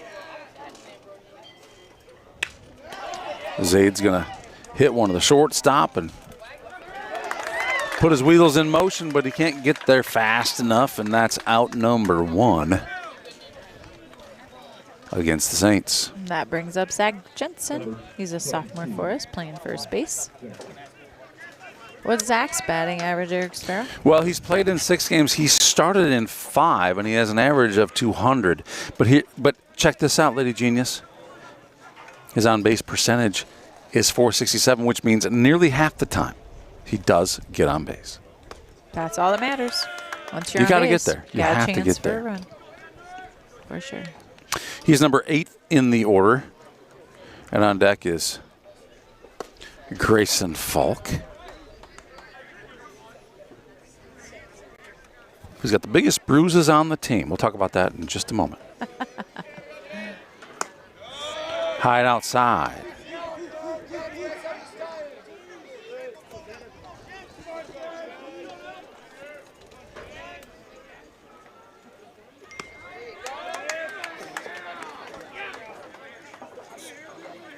Two count for Zach.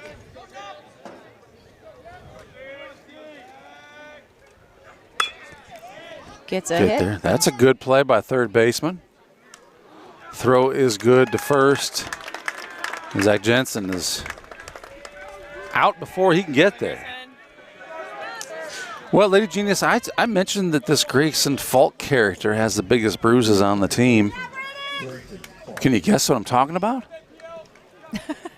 He's been hit by pitch more than anybody else in the conference, I'm pretty sure. Tied, according to Joel Carlson, he is tied for most hit by pitches in Class 1A in the entire state of Iowa. How many?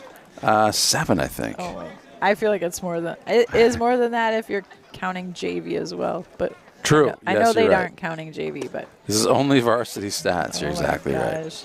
I think he got hit 3 times just in the JV game the other day. Every time he was up to bat. It's crazy. And he's a little guy. It's not like he's crowding the plate or anything. It's so funny. Must just have a magnet.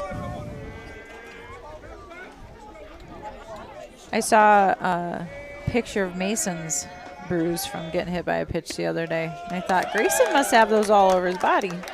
Must just be purple right now. All right, Grayson has a 3-1 count. Saints are up 1-0, the top of the second inning. Grayson does not get hit by a pitch. I bet he's super happy about that. He gets to go to first on a walk. That brings us back to the top of the batting order. Porter Shwesaw, number 25, sophomore, soon to be junior. Yeah, no kidding. I can't believe it. I can't even believe that. That's insane. These kids are growing up so fast.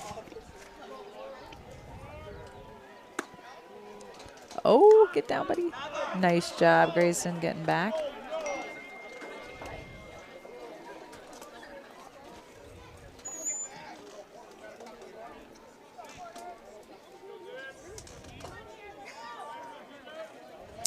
All right, Porter, the quarter.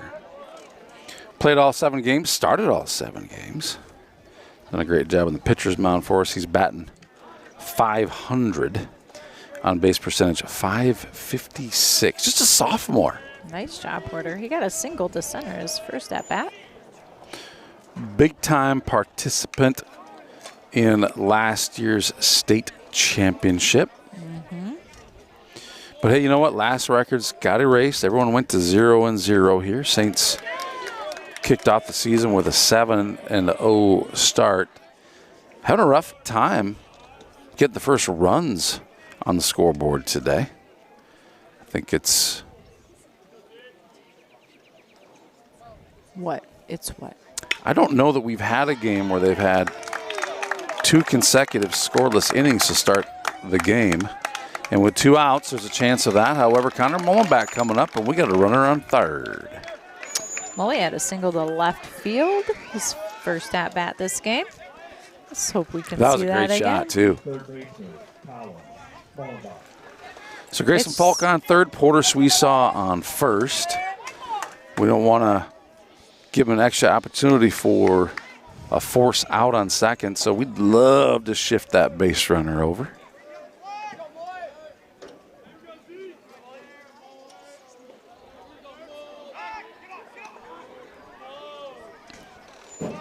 So Coach Shwesaw is he's coaching Grayson right now, saying, "Hey, look, they want to play that try to pick off the guy at first play, find a way to.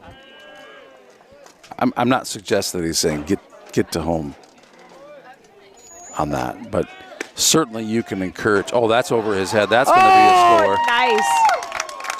Catcher attempts to throw him out at third. He overthrows the third baseman. That allows Grayson to come on home and gets Mully all the way, or I'm sorry, not Mully. Mully's batting. Gets Porter all the way to third. Beautiful. Great job by the Saints, and I think that's what Coach Swisaw is saying. Look, we're going to do some things to disrupt them, try to make some throws that we're going to take advantage of an errant throw, and that's exactly what happens there. The catcher, you can see it comes as immediately as it's coming out of his hand. You know that thing is over third baseman's head, and that's going to be an easy score for the Saints. Connor Mullenbeck up to bat. Still, as you said, hit a dandy out to left field. Yeah, he sure did.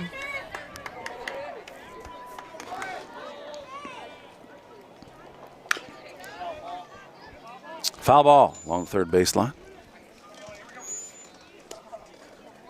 Mullenbeck, a senior, going to Wartburg next year to play football. This is a guy who we're so happy just to see him play baseball because he spent so much of his high school career being injured.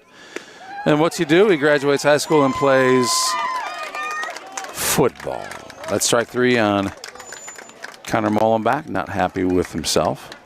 Or the umpire, or somebody, not happy. Either way, he's not happy. So he's going to go grab his glove. He's going to take a spot on third base and play hungry. We'll take a quick commercial break. Thank you, by the way, to these sponsors. Because of them, this broadcast is free to watch. If you want to donate to Saints TV, because you love watching it too, of course you do, right? Of course. You can just go to givebutter.com/SaintsFan. That's GiveButter. Yes, butter. GiveButter. BUTTER. You got it. GiveButter.com/SaintsFan. And donate away 100% of any proceeds that you elect to donate. Feel free to leave us in your will. Will be donated to the high school, to the athletic department of the St. Ansgar Saints. It's expensive running these programs, so thanks for all you do to help donate. We'll be right back.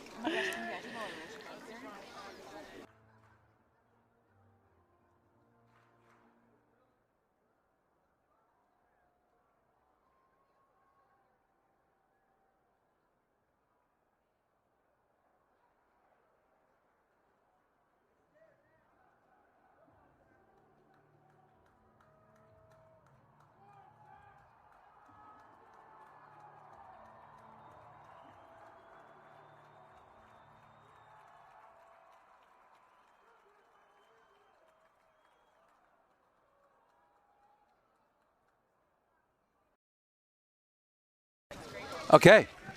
And we're back. We're back. Hitting for the Warhawks, number 18, Braylon Schreckengast. Braylon Schreckengast, have I told you how much I love Bound? I do. I actually do. But man, oh man, these advertisements. Come on. Braylon Schreckengast, he is a junior who has started in all 8 of their games. He's got a 167 average, a 231 on base percentage, and Mason Beelan, that is a dirty pitch. That was filthy. Did you see the curve on that thing, Lady Genius? He's so good. I've been He's so telling you, good. He's so good this year. Just getting Schreckengast stronger and better. gets a little bit of a bat on it, but 1-2 is the count. Outside, evens the count at 2.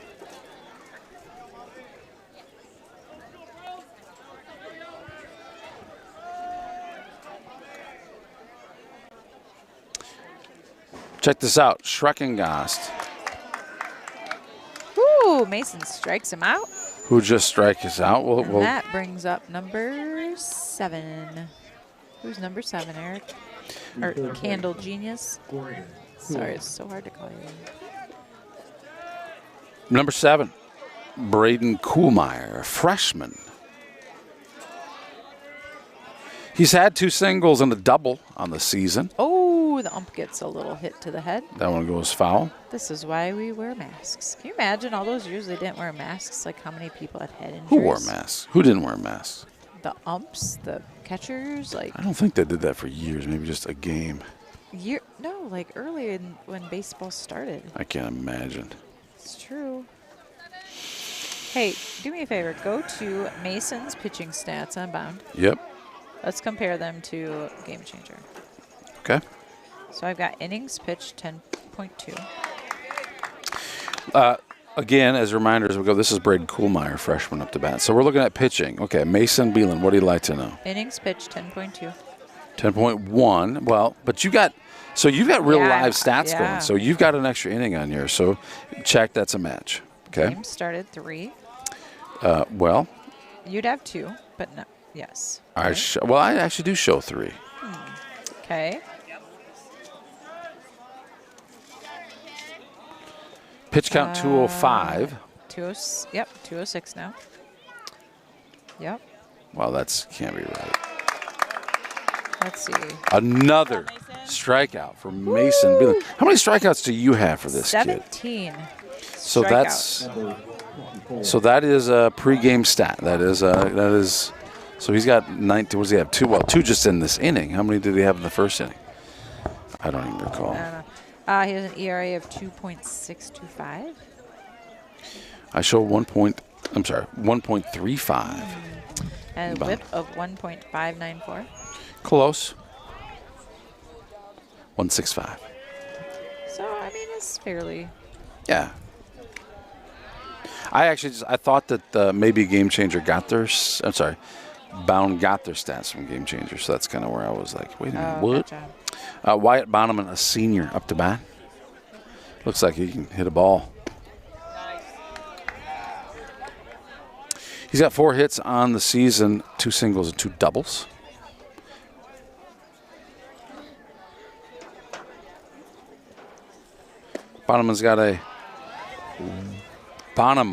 Bonema has a 182 average with a 217 on base percentage. For those of you at home, it kind of means he gets a hit 1 every 5 at bats, and he gets on base about 1 every 5 at bats. He's got a 3-1 count here. That's 3 balls, 1 strike. 2 strikes. Full count now. Oh, sorry.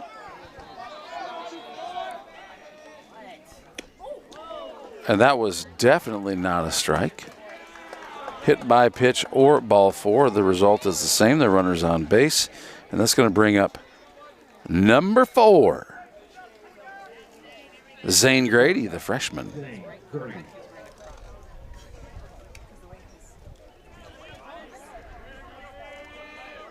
Grady's got only 1 hit on the season. Lady Genius, it's a triple. Ooh. If you're going to have 1 hit, that's not a bad way to do it. Not a bad way to do His batting average is 333, and his on-base percentage is 333. So he's had 3 at-bats, 1 hit. Mason Beelan delivering. Ball 1, the count is 1-1.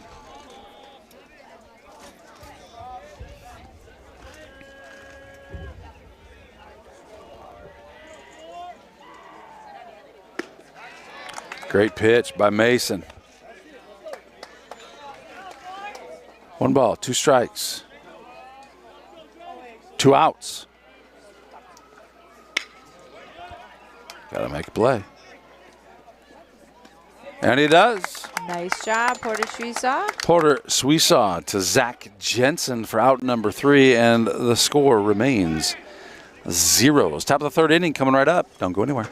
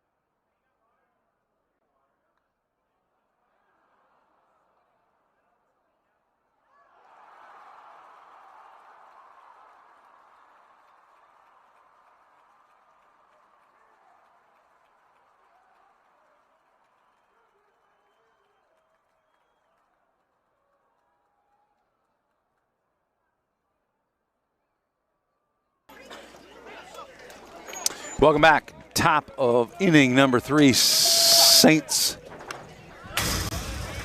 2. West Fork Warhawks 0. Up to bat, Anthony Schnabel.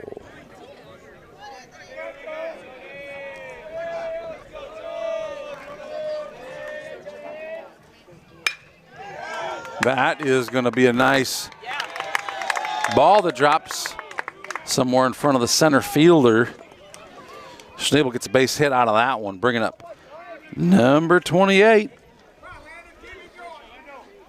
Lando. A man they call Lando.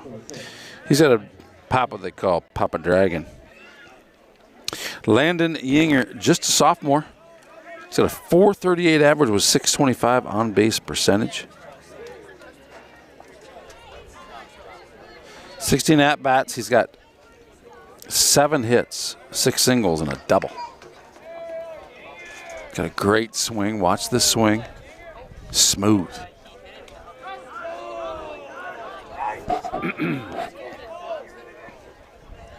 Again, attempted pickoff move from Xander to first base. He's got a good move, but Saints runner's very disciplined.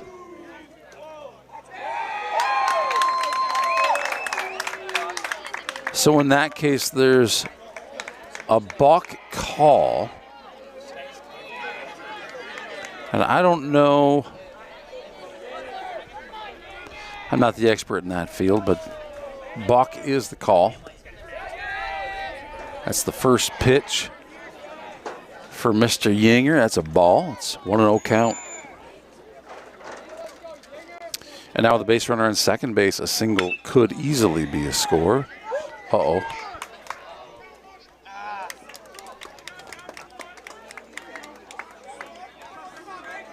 And the throw to first. Narrowly beats Landon Yinger to first base, but it does advance Schnabel to third. Up to bat, Mason Beelan, the lofty lefty. This guy comes to hit. He came to play ball. He can throw a ball like a champ, and I'm telling you what, watch this. He can hit 1-2. Right field fence sits at 310 feet, and the right field fence sits at 310 feet, and the right fielder is backed up mighty far on that thing, hanging off in the far, far right side. Mason Beeland, a 2-0 count. And that might have been one that, no, he doesn't want that one back. That wasn't his pitch. 2-0's count. 2-1's a count. 2-1. Schnabel on third. 1 out. And that is going to be an easy stand-up Schnabel score. Mason Beeland steps aside, gives a little high five to his pal, who comes in to make the score 3-0 Saints.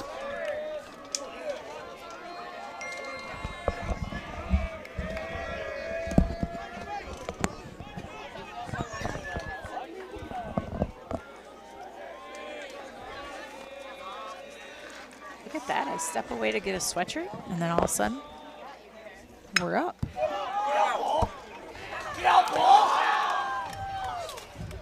Oh, wow. So we talked about Mason Beeland, and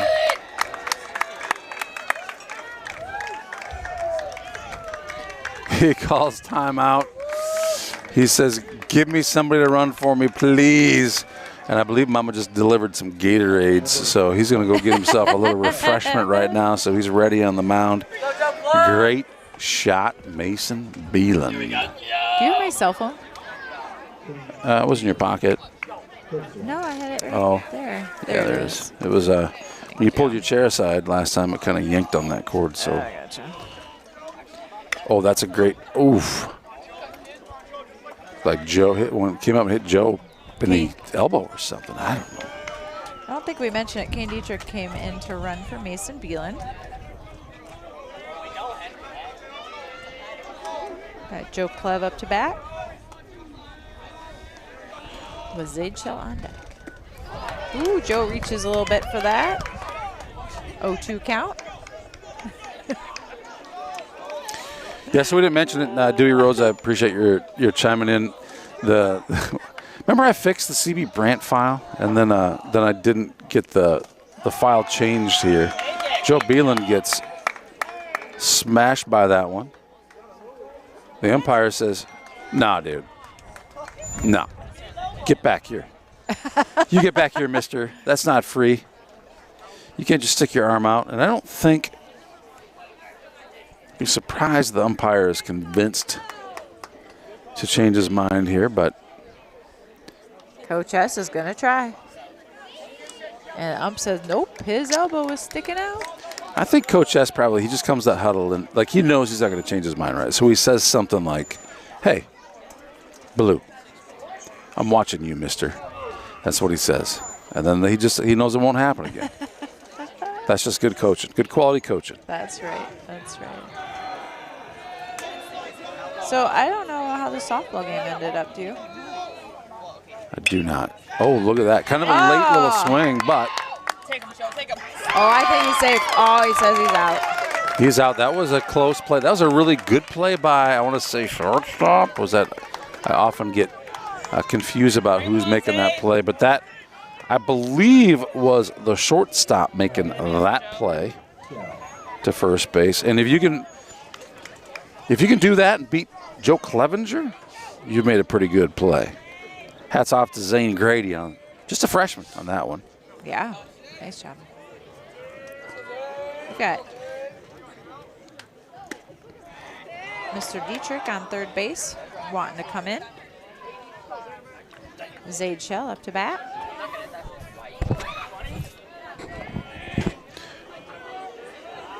Last time Zaid was up, he grounded out. Yeah, Zaid in the JV game pitched just one inning, I believe 11 pitches. Looked amazing. And after he struck his last guy out on his 11th pitch, he did like a little ballerina twirl. And what's notable about that was, one, it looked pretty good. Nice hit by Zaid Shell. Great shot, Zaid.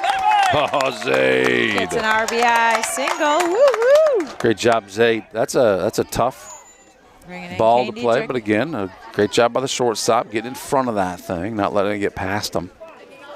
That brings the score to 4-0 Saints. Zach Jensen.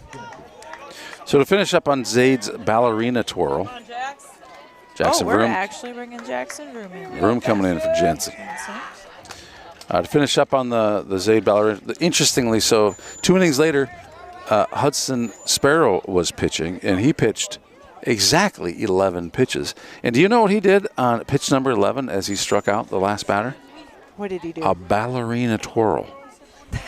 He did. It was like the same move. I want to go back to the stream and watch it, but check it out. That was a JV game, innings 1 and 3. I'll be scoping it out myself. Might be my new screensaver. These boys are hilarious. They crack me up. All right, Jackson Vroom, senior.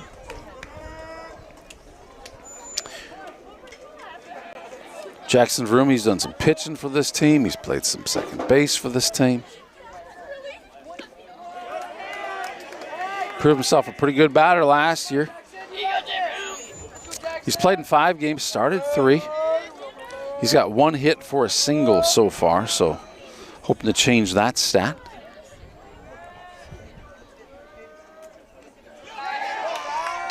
You know, last year, I don't believe he struck out the entire first half of the season. This guy. That is true. He had a great first half. Sure did. Come on, Jackson. Jackson Vroom coming off of a pretty good showing at the state golf tournament. First time the entire boys team qualified. That was sure fun. Sure was fun. In the regular season, Jackson won a couple meets. We just posted a fun video. Oh, we on did, we Facebook did. If you want to see a few of the pictures and the introductions. Lady Genius made that one. Looks so good. Get there, Jax. Yeah, so notably, Jackson, I'll say his claim to fame on the golf team is he delivers when the team needs him. So when it seemed like when the rest of the team wasn't doing great, Jackson just stepped up and Next thing you know, Jackson won the meet while everyone else was hanging their heads like, man, I should have done better. Jackson's like, well, I just did better for you. And just like that, Jackson gets hit by a pitch and finds his way to first base. So here in the top of the third, we have Zaid on second base, Jackson on first, and Mr. Hit by Pitch himself coming up to bat.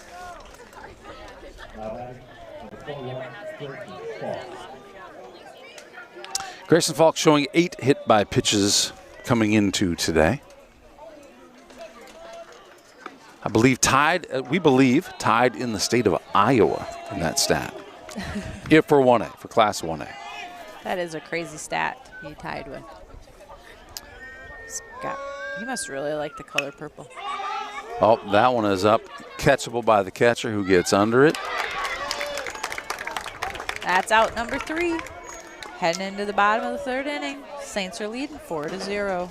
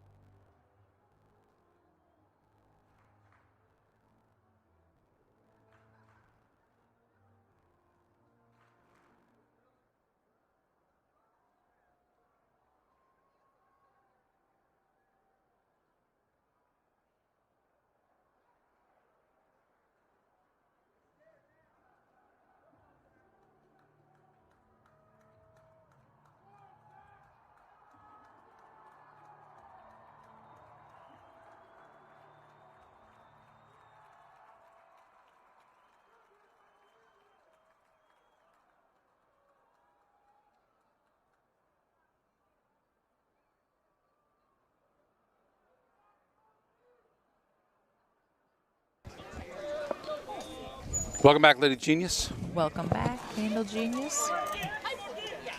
This is the bottom of the third inning. Varsity game, St. Ansgar Saints versus the West Fork Warhawks. Mason Beelan has been pitching really well. He has been pitching really well. Hitting right now is number 23, Brooks Jones Jr.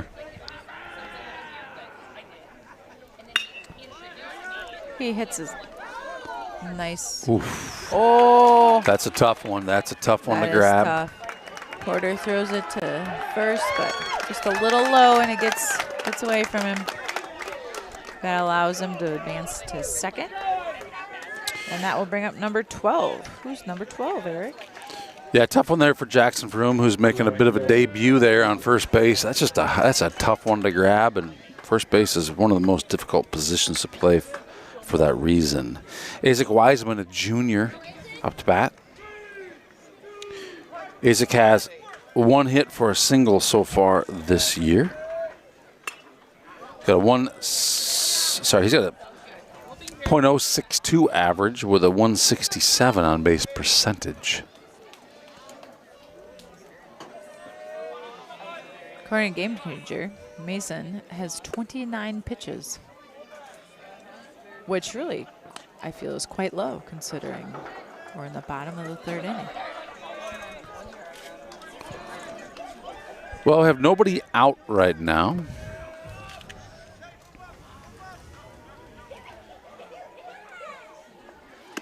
I'd like to see him finish. Well, we do now. Nice pitch by Mason. Gets a solid strike, and number 12 heads to the dugout. That brings in number 5 for the Number Warhawks. 5. Did you say number 5, Lady Genius? I did. Well, that'd be Aiden Bonner, a junior who's played in 8 games. He's had 21 at-bats. Has 3 hits, all of them for single. He's got a 143 average and a 321 on-base percentage. Oh, boy. Little outside pitch there. Seth all over that thing. Nice job, We're Seth. not giving base runners any free bases. Not this time, mister. 1-0 is the count. 1 ball, 0 strikes.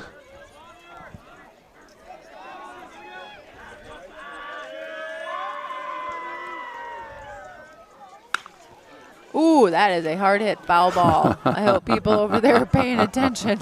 So Mason throws this lovely off-speed pitch, and the batter is way ahead of it. Bonner's way ahead of that thing, but boy, he connects, doesn't he? Yeah, that went flying.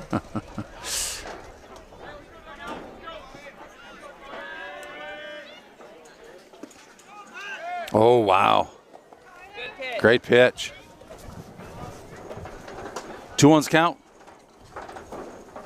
Well, I thought he held his finger out like that was a strike, but a foul ball was his first strike. So that's 2-1, so that Yeah. went down as a ball. I know. I thought He so must have been too. calling it inside. I thought it was calling it a strike. Ooh, he hits That it one- deep to right field, and it is caught by Joe Clevenger. Nice Joe job, Joe Clev. Clev.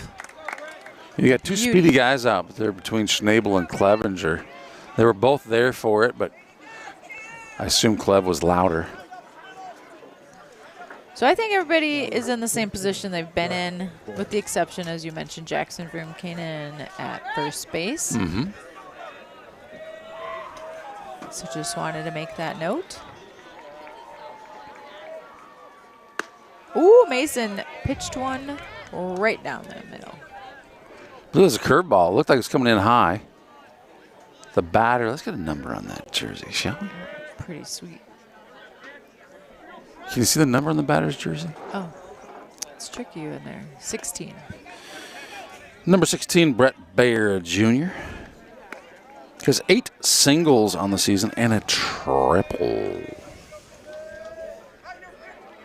So you look at this arena that we're playing in, and you think, you know what? If you're West Fork, you gotta have some homers, right? Well, they do. And that would be Xander Hansen, who's pitching tonight, the junior. He does have a home run. Was it here? I'm going to assume so, but I don't know that.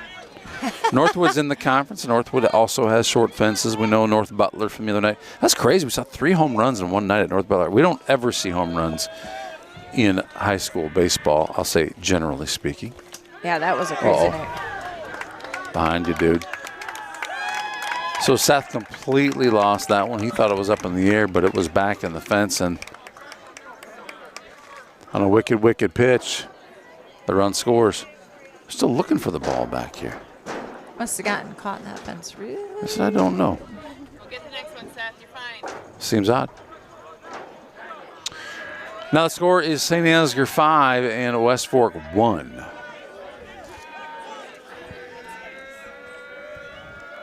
Actually, I believe the score is 4-1. Well, that just changed. Did it not just say 5? I feel like it did. No, I don't think so. When I looked up at it, I thought that's what it But said. it's going to be soon because we are headed will be. to I'm the predicting- top of the 4th inning. It will soon be 5-1. Kennel Genius now telling futures. Stay tuned for Change the Score.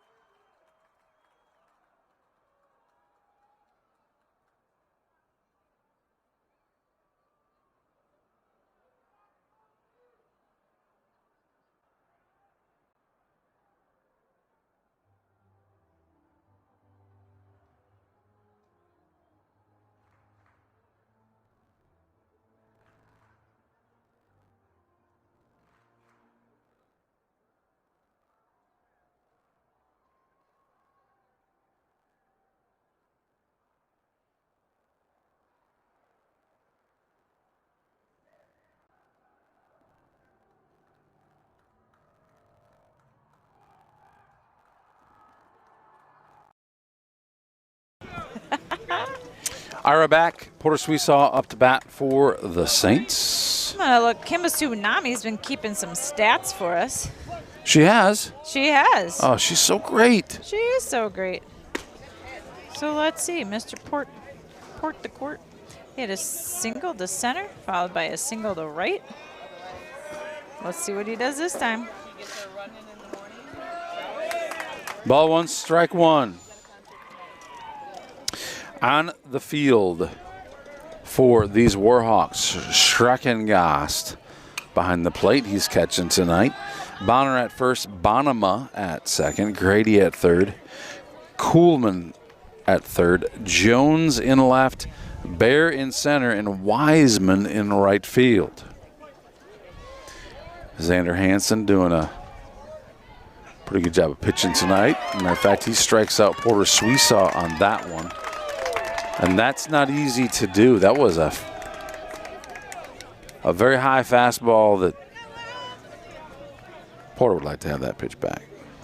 All right, that brings up Connor Mullenbeck. He had a single to left at his first at-bat, a strikeout in his second. I bet he's wanting to redeem that.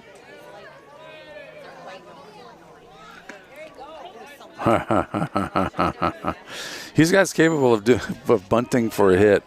And I was admiring the long grass out on this field because that bunted ball is just going to sit. That one is going to land inbounds. The catcher loses it, though. He gets another chance.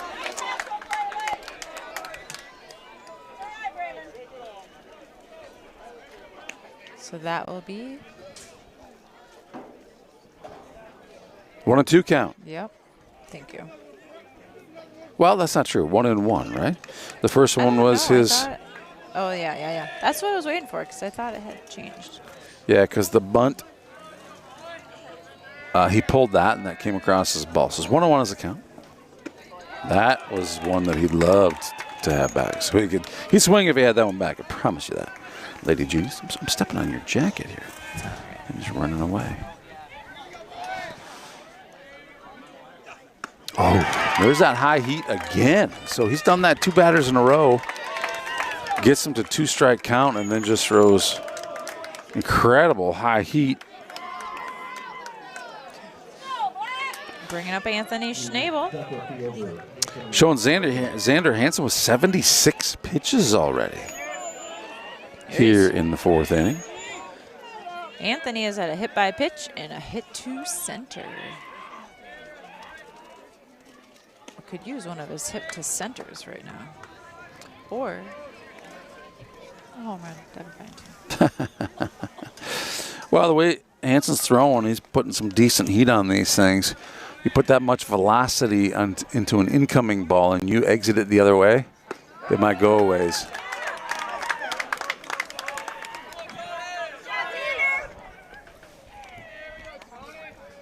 All right, Tony has a 1-1 count. St. Ansgar has 2 outs. Their score is 4-1. St. Ansgar leading.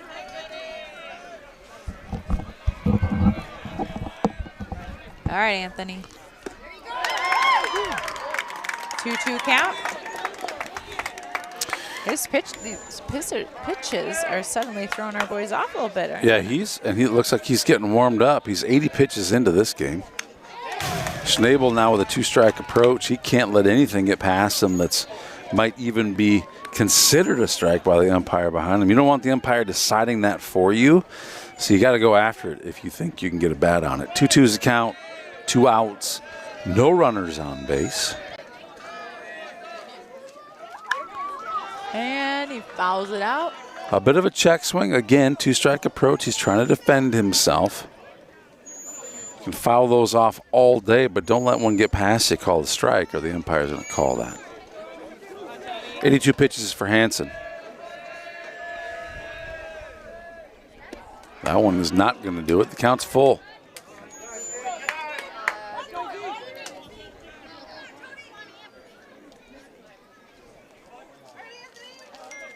I hear his mom calling him Anthony and Tony. So she's covering all her bases. Oh, he calls it a strike.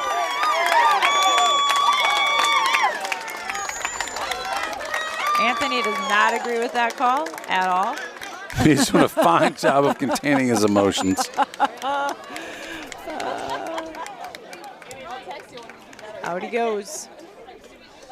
All right, so we are heading into the bottom of the 4th inning.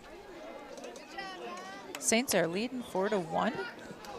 Not their best inning there, this last one. But No, 3 strikeouts. your prediction of 5-1 did not work out for us. I don't think you should predict it. I didn't say when. I just said in the future. Oh, gosh. Yeah, I really thought I read that on the board. So if I didn't, well, clearly I didn't, unless somebody was messing with the buttons. I think someone was messing with the buttons, Lady Genius. Hey, we're going to talk about pitch counts here when we come back, so don't go anywhere.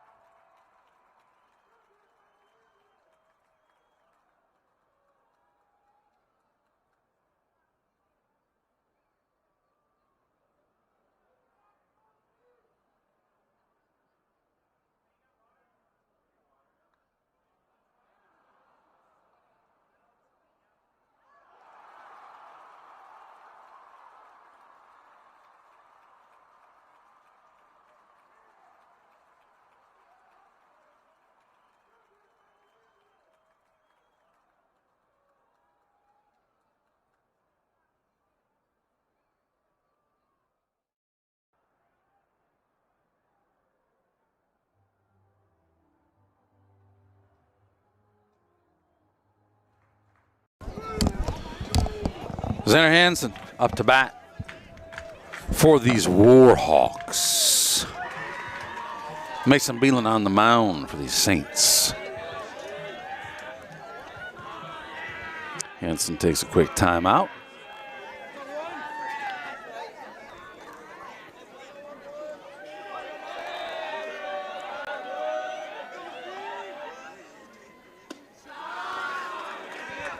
You know, Mason really came into his own last year at the Charles City game. Remember that? He came in and he pitched like a no-hitter. It was beautiful.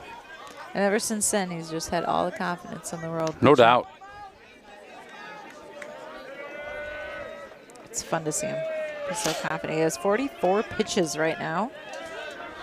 We're at the bottom of the 4th inning.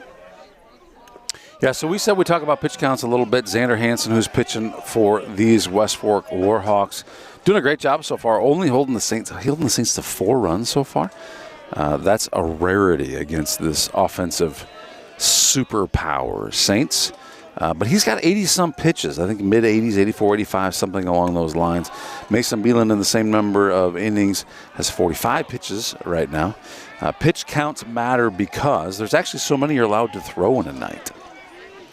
And especially in conference games, you want to use your best pitching because those conference games matter a lot. But you also got to look ahead to the future a little bit and say, when will I want to use this guy again? Because if he pitches more than 25 pitches, he's got to rest a day. If that becomes more than 40 pitches, he's got to rest 2 days. More than 65 pitches, he's got to rest 3 days. And more than 90 pitches, he's got to rest 4 days. But the most number of pitches that any pitcher can pitch in a single night is 110. I shouldn't say that. Is what they call a soft 110, Lady Genius. A soft 110. And that means you can finish the batter once you hit 110. But then you're done. Yep. You do that, you got to rest 5 days. So I bet they take Mason to 110. if this game stays close, they might. Yeah. Who do we play? So tomorrow we have a doubleheader against Hampton Dumont. I have not even looked forward to next week, except I know we play Newman on Friday. I'm going to say that's got to be the end of your conference schedule versus Newman, right? Yeah, I think so, except they changed it all up, you know? Like, things aren't quite the same as they used to be, but I would assume that is. Well, Lady Genius, let me take a look at this schedule, shall we? Yeah, do it. Okay, so Saints' schedule. Today is the 5th of June. Yep. They'll play Hampton Dumont twice tomorrow. Then they'll go to Lake Mills on Monday. Yes. I'm sorry. Lake Mills will come see us on Monday. We'll play Lake Mills in St. Ansgar on Monday. Tuesday, no game. Wednesday, no game. Thursday? Tell me what I'm missing. Woo! We call it safe, I think. Out on second. So a ball Safe on into first. Porter, who threw it to second to get that kid out, who then threw it to first. But they called him safe. So we've got runners on first. Looks like they're bringing in number 3 to run for him. All right, so let's take a look at the calendar. Today is, 6, 7, 8, 9. Okay, so the 9th is Tuesday at Lake Mills. That's why I was like, 12th, that doesn't make sense. Okay, so Tuesday at Lake Mills. So next week is actually a pretty light week. Tuesday at Lake Mills comes to St. Ansgar. What am I missing? Well, look at this. Do those or do I those think not this is all easier say to look St. at. Ansgar High School Let me help you out here. Field? That isn't right. Let me help you out. I'll look at the official Devin Schwesaw schedule. They all show that they happen in So St. Monday, Ansgar. we have JJV at Riceville. On That's Tuesday, JJV is at St. Ansgar versus Forest City for 2 5-inning games at 10 a.m. if anyone's interested. And the varsity will be home versus Lake Mills. JV will start at 5:30. Varsity will start at 7:30. No games on Wednesday. No games on Thursday, which is great because then they can rest up for the home game versus Newman. Nice job, Connor, rolling back to run and catch that pop fly foul. Great communicating out there, too, because you saw Mason coming after that. You saw Seth coming after that. The third baseman does take priority, so if he's calling everyone off, they need to get out of the way, and that's exactly what they did. We got a runner on first, 2 outs. So, yeah, to your point, we have a very light varsity schedule next week because we're just playing Lake Mills on Tuesday at home. And we get to stay home on Friday versus Newman, and then we'll have a doubleheader on Saturday versus Clear Lake. So, any idea how Newman's been doing? Oh, very well. Yeah, they're doing really well. Okay. They've lost a couple to some really good teams. That's what they do. They played some really good teams early in the season, and they'll take their losses, but I mean, it's just smart. Like, let's go play some really, really good teams, right? But they've been cleaning house in the conference the same way we've been kind of cleaning house in the conference. They've been playing a lot of double headers. So I think that works in Newman's favor. Why? Because Newman's deep in pitching, and a lot of these teams that we're playing aren't deep in pitching. So how do you – well, let's look at tonight, for instance. You got Xander Hansen, who's got 80-some pitches, and he's got a few innings left to pitch. I'm not sure he's going to make it through the evening by himself. His team's going to need to lean into the second pitcher on that. But if you're playing 2 games like that, well, you're getting deep into the pitching staff. So no problem for Newman. They're deep. They're a good team. They're well coached. They are every year. So that's an easy one for them. St. Ansgar would be the same thing. I think we have a doubleheader. Well, the only conference doubleheader we have, I think, was Northwood. Oh, get him. Nice easy throw to first. Mason has closed out the 4th inning. Saints lead 4-1. I know they're hoping to get some more runs on the board here in the next inning. By the way, thank you to Megan Saul. She let me know that Newman's record is 9-2.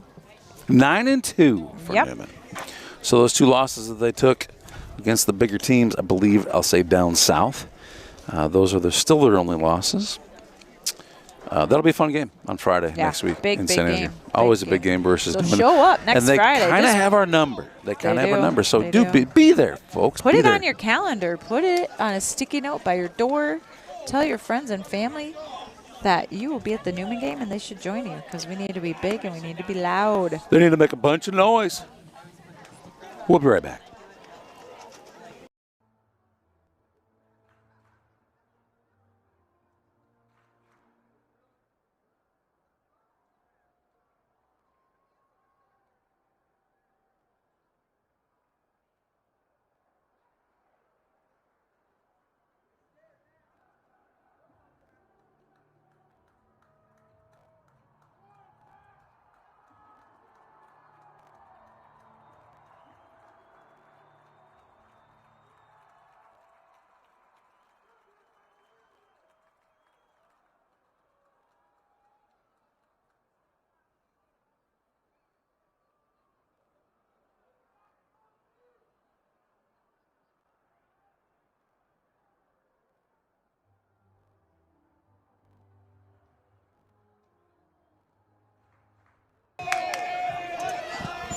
Getting loud in that dugout.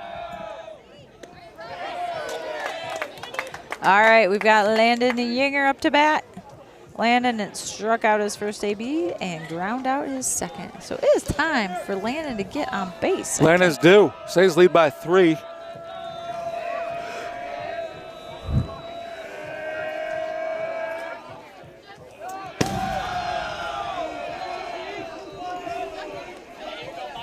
That one I feel like right behind his head. What You do know, feel and like? I go back to, because I used to coach little kid ball, and that was like a really hard thing for them to do. Is when that happens, get the bat down, right? And I still look for it when I'm watching high school ball. Shortstop going back for it, left field coming up for it, left field calls off shortstop, makes catch for out number 1. Up to bat, Mason Beelan. Man, having this game changer information is amazing, isn't it? That is pretty cool. Yeah, Mason currently has 56 pitches, which I think is pretty amazing. 56 through 4 innings, right? Yeah. Mason had his at-bats. Thank you again, Kimbasu Nami. He walked the first at-bat and got a double his second at-bat. Ooh, fun fact just sent to me by an amazing, beautiful viewer. She said that Newman beat West Fork. Hang on a second. I believe that was a Went away. doubleheader. Newman beat West Fork 24-7. And they lost to Algona and Beckman Catholic. So that was the 24-7 was one game. There's another game that was like 8 to. It was much closer. It was like 8-3 or something Oh, like yeah? that. Yeah. You know, in these games, it does depend on who's pitching. Do you remember last week?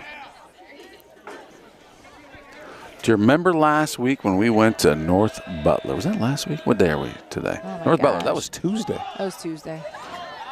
I have no idea where that is. Yeah. Oh, yeah. Foul ball that went way up in the air. The thing is, we're sitting Landed close enough. next to us. I haven't seen any of those foul balls go over the fence. I just hear a heads up, heads up, heads up, and I'm thinking, I hope they're not talking to me. 10 feet behind us.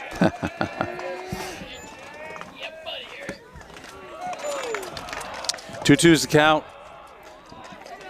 Mason Beelan hit a really nice shot out to right field last time. Right fielder is even further right than he was earlier. Good gap between center and right, though. If Mason could hit a line drive, and he should have swung through that. Mace wants that one back big time. I right. want him to have that one back. Right.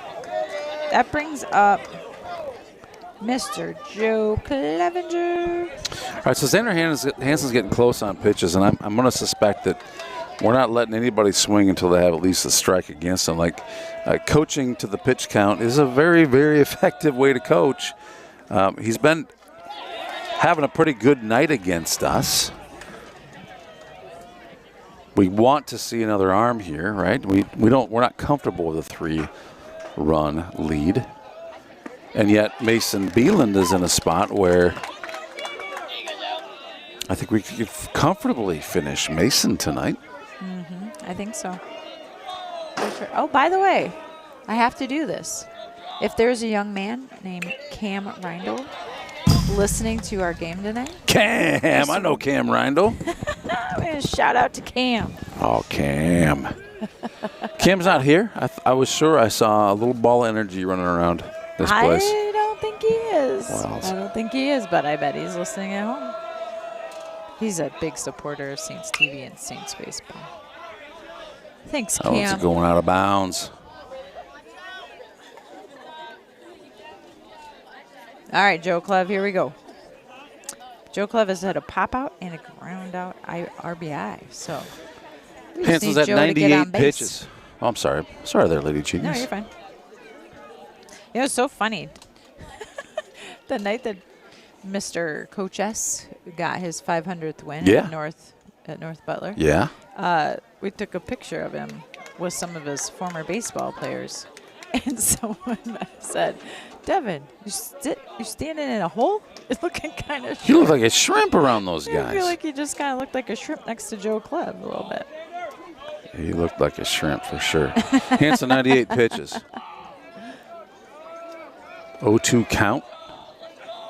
Oh, man. Joe protects and defends on that one. I feel like that's going to be ball one, but Joe's doing a great job with the two-strike approach. I'm not going to take any chances. Let's just get a bat on it. You know, if we're looking at Hansen's pitch counts, obviously we'll take that. That's 99 pitches now.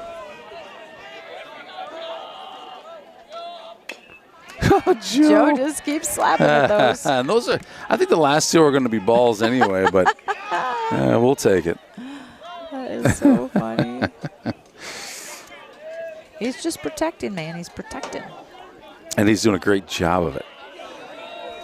That happened at the North Butler game the other night, too. I think he was trying to throw a bunt, and he just. Oh. Was that That was a ball. I swore it hit Almost something. to his face. Almost hit his face. Got it. I thought I heard it hit something. And that would be his bat if he's not taking first base if it hit something. And that's strike 3 for Joe Clevenger, who's also not happy with the situation. But Xander Hansen has now thrown his 102nd pitch of the game. If this is indeed accurate, we think it is. Mason Beelan's coming in. Are you behind? I think you are. Yes, you still got Joe Clevenger in the box. Keep waiting. It'll come. I know, but why is yours ahead of me? I don't know. Did you have it closed? It takes a long time to catch up when you, not close, but you just we're get out of talking that about window. Game Changer for anyone listening. Yeah. We're just learning a lot tonight about We Game are. Changer. It's pretty cool to have it. It is really cool. We have a lot more knowledge. If you're not familiar with game. Game Changer, don't bother. We'll tell you about it. Just listen to us.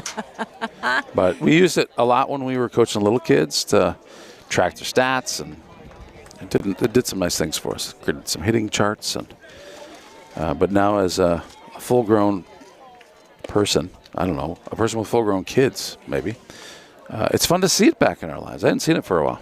Yeah. Thank you, Game Changer. So I don't know if Alexa uses it or one of the other kids uses it to track the game. Alexa's using it. Well, I think Alexa does the paper books, and then they give the Game Changer to one of the kids. Like right now, it looks like Cohen's holding it. Well, she did the JV game, so Yeah, I don't know. So I think anyway. she's ultimately responsible for it. Yeah. So anyway, it's just really nice. We've tapped into it so we can watch the game live, and that gives us the stats that we're able to provide to you. So, all right, we're heading into the bottom of the 5th inning here, number 4 from the West Fork Warhawks. Yeah, that's Zane Grady. He's a freshman playing shortstop, doing a really good job at shortstop tonight. I'm really impressed. You know how impressed we are with our freshman, Falk. I would say Grady's playing an equally good game out there at short.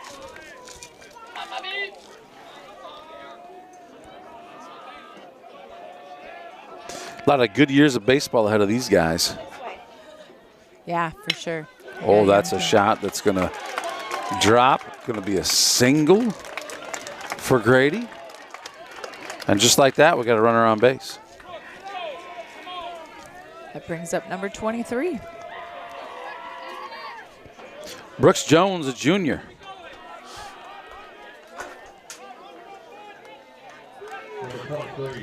Mason has 61 pitches, so I'm guessing they're just going to have him keep rolling. Yeah, unless the bats get hot over here. Sometimes that happens. Oh, that's going to bunt go foul.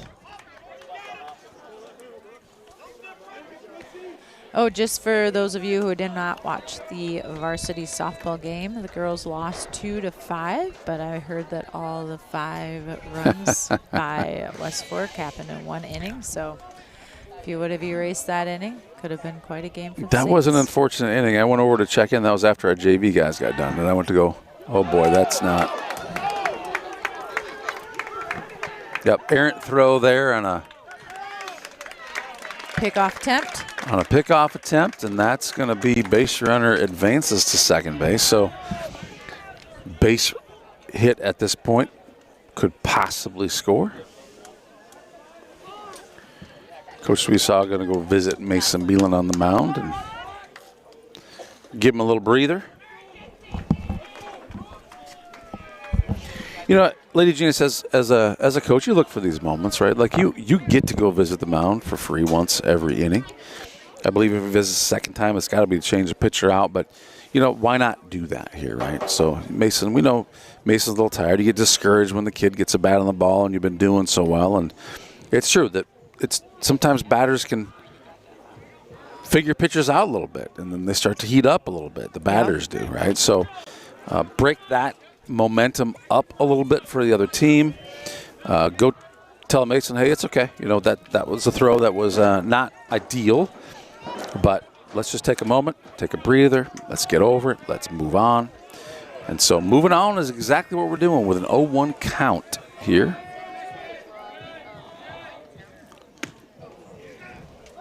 Oh, nice idea, Seth. It's a great idea. He throws it down to second. Not successful, but good idea. 0-2 count. So Jones sticks with the bunt plan, can't get a bat on it. The play goes down. The pitch goes down as a strike. But Seth goes after the runner, who he thinks is just a little too far off of second base. And Mason strikes him out. We've moved Grayson. Oh, I was wondering. We moved Grayson into the bunting protection. Oh, was he there? He was right there. I didn't even notice he was there. That's it's a scary spot for a guy. It is a scary spot. But man, it's super effective for someone who might be throwing bunts. Isaac Wiseman, a junior, also attempting a bunt here. So these guys are counting on a small ball kind of a game here, bunting guys. And the Grayson is going to move back into that position again. Now, the scary thing is here, if he winds up to swing this bat, that's where Grayson finds himself in a precarious situation, especially since he is a ball magnet. Yeah, let's hope he doesn't. But if they stick with the bunt, he's in a great there. spot to make a play. Yep. But we've also left a hole wide open. Oop, we've got, we're going to call that a pass ball or a wild pitch? Sure. It hit his glove, so I think that's going to be pass ball. All right. You know, I think this is the longest Seth has played, isn't it? 5 innings? Yeah, I think 4 was his goal on Tuesday, and that's what he caught.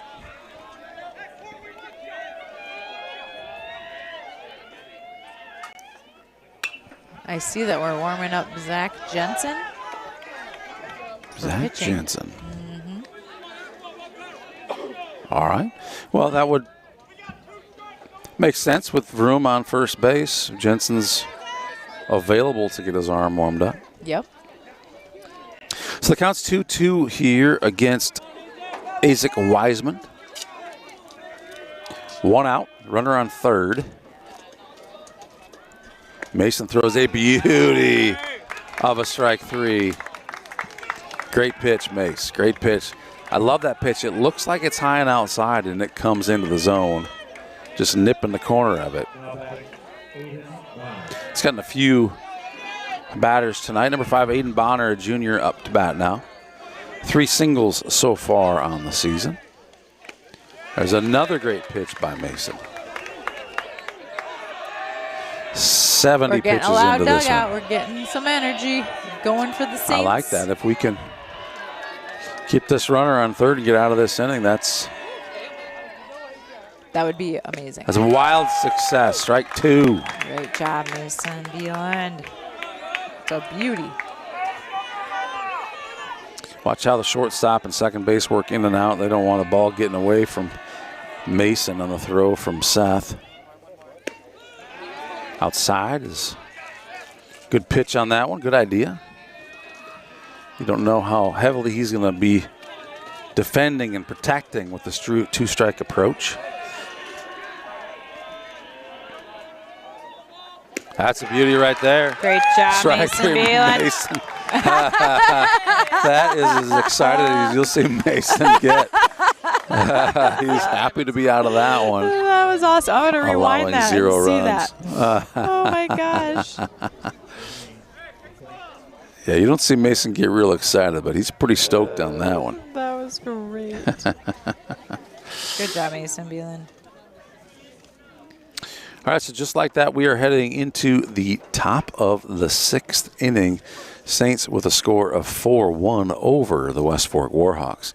Tightest game so far for these Saints. I shouldn't say that because I think we were 5s in the 5th inning versus North Butler earlier this week, but then Saints opened it up. We're going to have 8 pitches remaining as I see. I want to see that replay.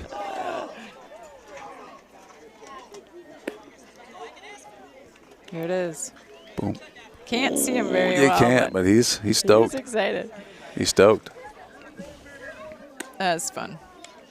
Hey, if you're a business that wants to advertise on Saints TV, by the way, yeah, we're rolling one tonight that I fixed the CB Brandt logo. I don't know, it's not a logo. It's just text, right? I mistyped it, and I apologize for our friends at CB Brandt. But boy, they're sure getting a lot of extra accolades and a lot of mentions out here because we keep talking about it. It is misspelled. I apologize for that. But hey, we'll get you a little extra airtime here. This is good, right? If you want to get your business on Saints TV, we are in the process of building out our new ads. We got Duke Scoop helping out with that one. I'm working on some myself. It's going to be so much fun. But right now, we just have that sponsor role that you've seen rolling on this thing. If you want to get there, we've got a new pricing structure that's, yes, we have certain guarantees in place like we've always done it, but we added one this year that's kind of a pay what you can afford. We're okay. We want to see every Mitchell County business on Saints TV. Every Mitchell County business should be listed on Saints TV. Get yours on there. Email me, Eric at saintstv.com, and tell me, hey, I want to get my business listed. Eric, ERIC, at saintstv.com. All right, Lady Genius, go for it. Sorry about that. I thought you were done. We got Zaid Shell up to bat here. I think the Saints are feeling a lot of pressure. They like to have a lot more runs on the board than they have right now. They would. We are currently 4-1. Zaid has a 2-1 count. He has a ground out and a single to center. I don't think I mentioned this earlier. Zaid has 5 singles and 3 doubles this season. Oh, yeah, he can do it. He can do it. This is like we were talking at the beginning of the game. You just never know what's going to happen at West Fork. I think there's some bad juju down here for the Saints. I don't know. Well, who are they warming up? You know, we probably should take a look at the that's 5 pitches in. We figure he's got 8 pitches here this inning. See who they're warming up. I don't. Take a look and see if I can spot him. I can't see anything. Oh. Nice. Oh, he's going to say take your base. Zaid was pretty sure that was a strike. And the catcher was too. Let's be honest. Yeah. All right, that brings up Mr. Jackson Vroom. From my vantage point, I thought it was a strike as well.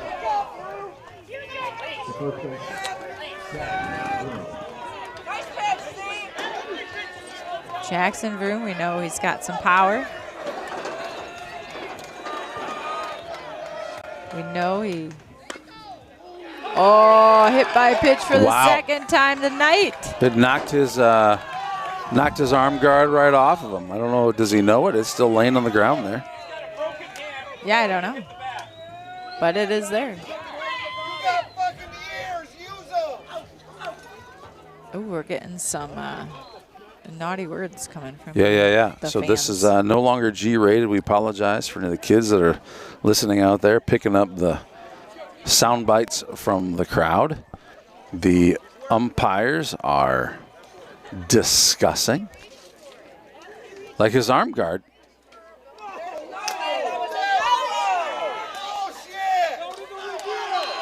Oh, the West Fork fans are not happy with this call at all. But at least they're helping me receive my weekly allotment of profanity. I haven't really had a chance to watch any movies or anything this week that would have profanity in it, so I'm getting it now. So this all is right. good. How many pitches does our pitcher have here? A lot. 109. So Yeah, this he's will have got- to be his last. This will be his last batter. Yeah, and he'll be facing Grayson Falk. And Grayson has not been hit tonight. Wait a second. Oh, yeah, we're bringing Kane Dietrich in to run for Vroom. Hey, don't stoop to that. Don't stoop to that. Good job, Jax. Oh, gosh. All right. We've got the umpire heading towards the West Fork dugout. Not sure what he's checking. Pitch counts. Oh, They're probably he's looking confirming at pitch counts. count. You Yep. got to confirm pitch counts.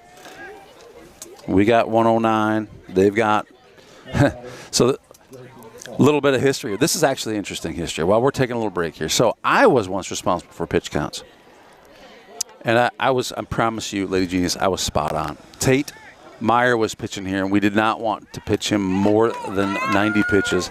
I had him at 88, and Coach Sweesaw came to me and said, "Where is he at?" And I was confirmed with the managers where everyone agreed we're at 88. So he went to the other dugout here, and they said that he had 91, I think. So he's over 90, which means he has to rest an extra day, and we couldn't use him for the conference game that we wanted to use him for. Tate came out, so they just pitched him the rest of the game. Tate came out, and he pitched lights out. He had 18 strikeouts. There's only 21 outs in a 7-inning game. He had 18 strikeouts in that game. Set or tied a Saints record. Phenomenal night for Tate. And it all happened a little bit accidental from a disagreement on pitch counts. Wow. Except that wasn't accidental. He got amazing strikeouts because Tate was an amazing pitcher. Yeah. Yeah. Amazing guy. So I think we can confirm this will be the last batter for Xander Hansen. I'm going to take a look at some stats and say, who would we maybe see? It's not for Grayson. It really doesn't matter. You may as well go ahead and hit the ball. Grayson has an 0-2 count. This one has the count right here. Let's see what he does. It's a ball. 1-2 count. We have runners on first and second. Zaid Shell on second and Kane Dietrich on first.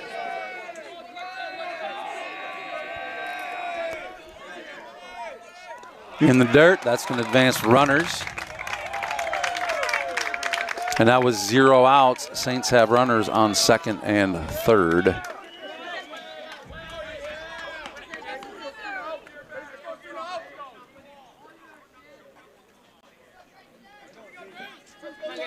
Taking some direction from Coach Sweesaw.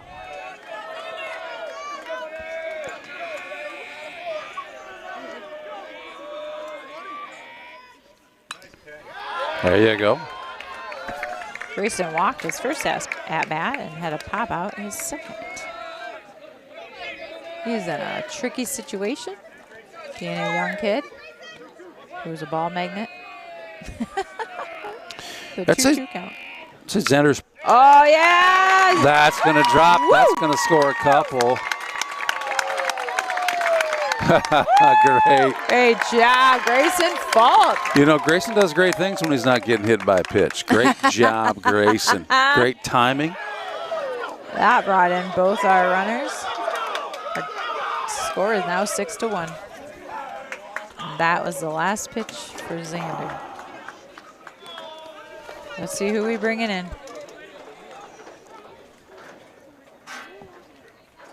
Yeah, so statistically looking at pitching here, Braden Kuhlmeyer, freshman, has pitched as many games as Xander. Xander has started more games than anybody else. Definitely their guy. And they're going to bring in number 5, it appears, Aiden Bonner Jr.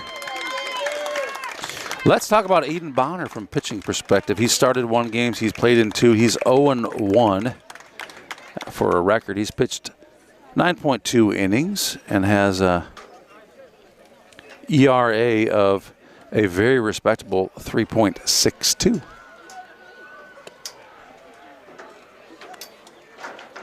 What year is he again? Junior. Junior.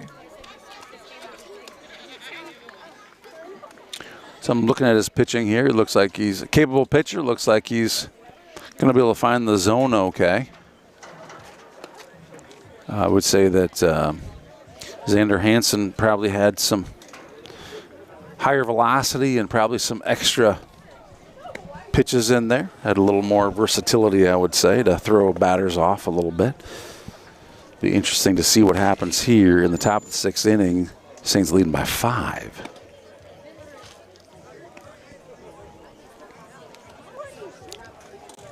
Got some singers in the audience tonight. It's amazing voices. Amazing. Do we want to recognize our sponsors while Let's we're do waiting it. for his warm-up? I actually thought he was going to tell him to stop pitching now, but we'll be right back.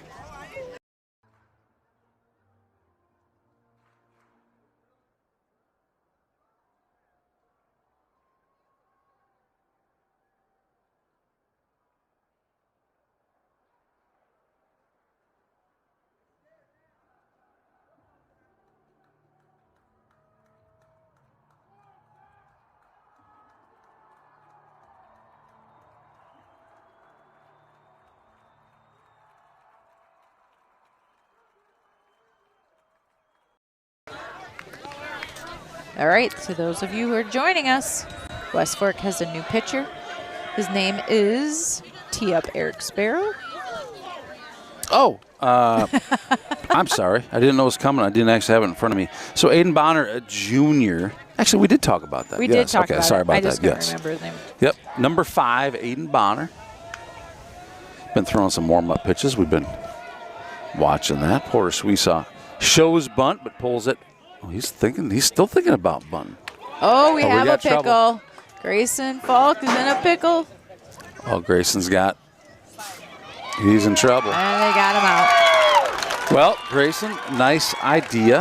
I don't know if that was intended to actually be a bunt, but great job by these West Fork Warhawks to understand the situation and go after the kid who just scored a couple on that hit out to center field.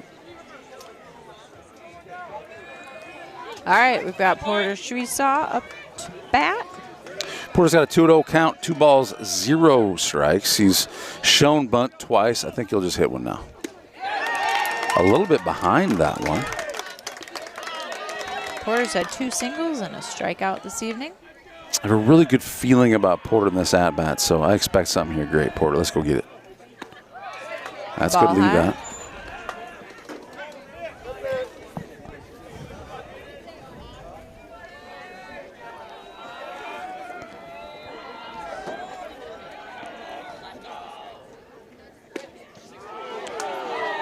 And Porter walks.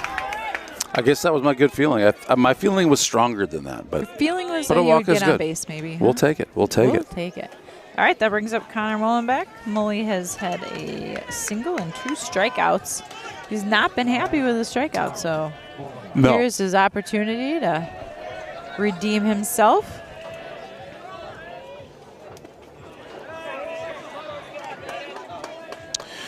Mullenbeck has done a great job for these Saints this year with 9 singles, 2 doubles, and a triple. A triple was very nearly an in-the-park home run, but this is high school baseball. You can't probably do that without errors, right? Oh, it goes foul. Right down the third baseline. So Coach Sweesaw is the old school coach that wants to catch that foul ball, right? I've seen a lot of the newer style coaches to be like, no, I'm not even going to attempt it.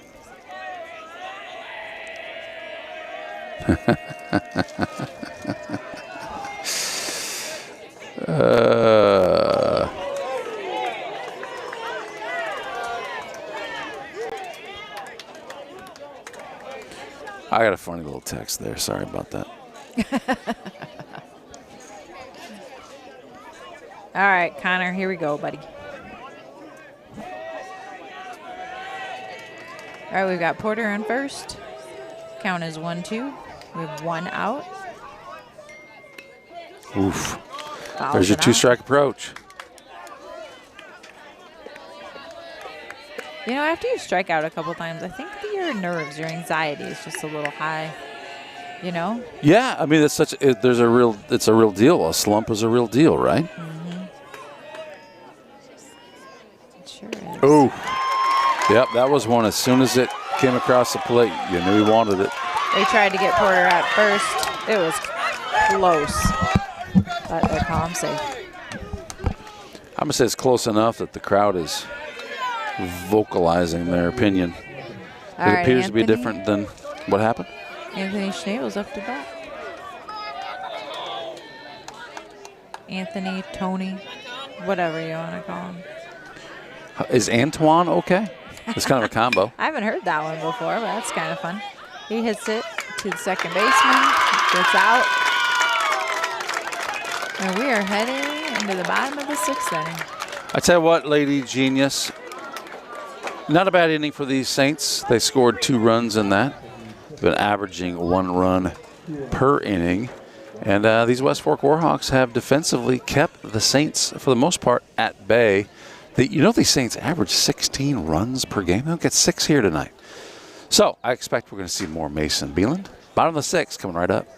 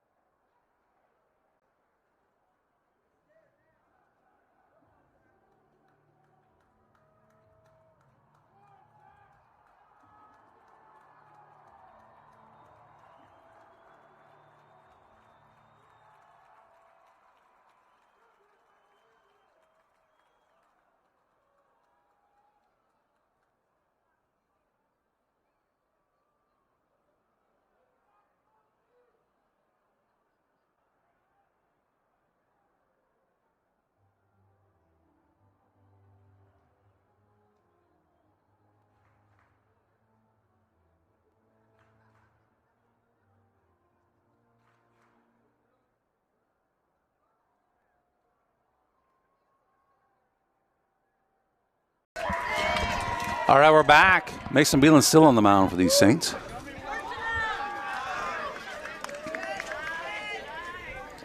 That's because he's amazing. I'm waiting for my game changer to come up so we can see how many pitches he has left. It does take a little while for that thing to refresh, doesn't it? It does. And now I want to know. I need to know.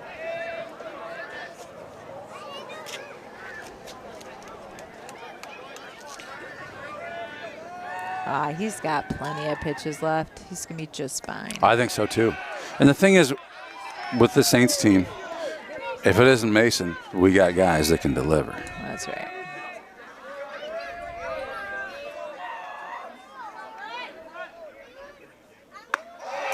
Nice job. Out of baby Mace. Catches him swinging. Out number 1. Here we go, Mobby.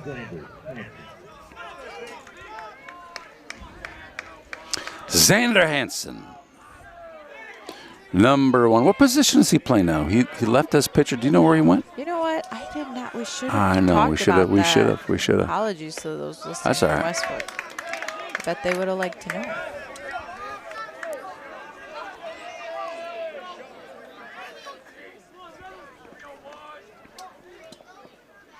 I want to remind people there is a doubleheader tomorrow in St. Ansgar starting at 10 o'clock a.m.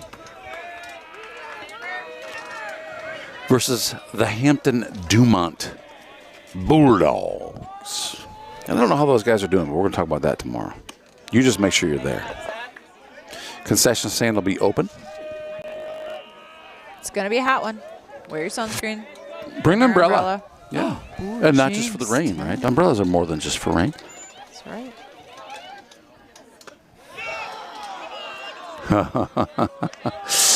Coach Seesaw liked the pitch. I think it was inside. It was. It almost blazed his belly. All right, 2-2 count. Saints up 6-1. 1 out. Count full.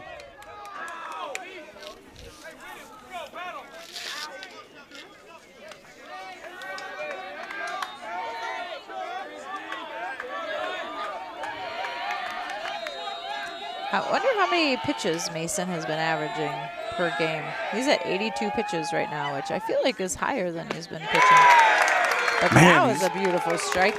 He's getting some strikeouts, isn't he? He sure is getting some strikeouts. You could probably do a little math, Lady Genius, on that. I'm gonna look at his stats. Let's see how many strikeouts he has now. Oh, sure. You have today's Yes. meet stats, right, for strikeouts? You know what? It hasn't updated for today.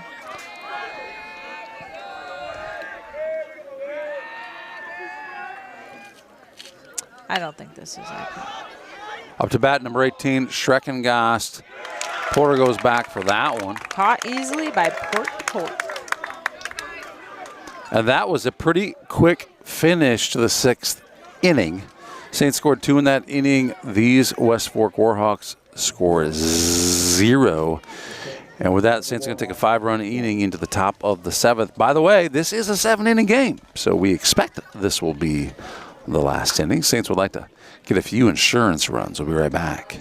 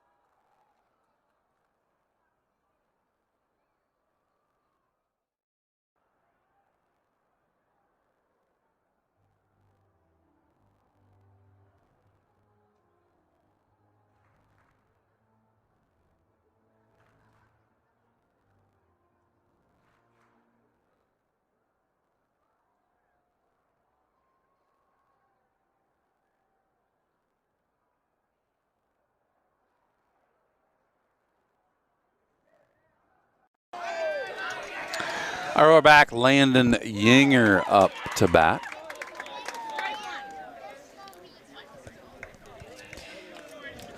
I got to tell you, Lady Genius, Aiden Bonner's been doing a great job of pitching.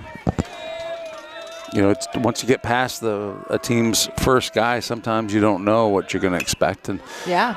you know, West Fork does not have a tremendous record, right? So often that means, well, they don't have the depth of pitching. But he's doing a great job so far. So Landon has had a strikeout, a ground out, and a strikeout. That's been the order of his at-bats tonight. Bet he'd like to get on base. I felt like Landon was willing to take that one on the chin if that's what got him on base, because he just stood right in there where that ball was coming right across his face. He's kind of inside fearless, the plate. though. He's a tough kid, man. He is a tough kid. You know, we've seen him act the role as catcher for years and years, and he just doesn't ever want to take the gear off. Just tough. Yes. It's a hot job being catcher. Full count. Just like that. Top of 7. Saints leading by 5. Oh, He gets a hit. It goes to shortstop. He drops it. Oh! Gets it to first on time and gets Landon out. Man, that was close. that was a great play. So we talked earlier about, hey, where's Xander Hansen now? Well, Xander's at shortstop right now. Well, his arm And, did not wear out. No, that was honestly, even pitching, it felt like he was throwing faster and I faster know. as the night progressed. But That was like a bullet. even with a mishandled ball, he still gets to first before Yinger can get there, and that's out number 1 here in the top of 7. All right, we've got Mason Beelan at bat.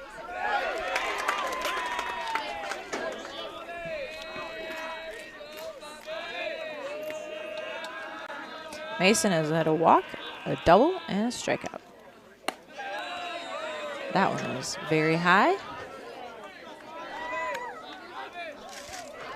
We know Mason can put some oomph on a ball, and right fielder is prepared for that.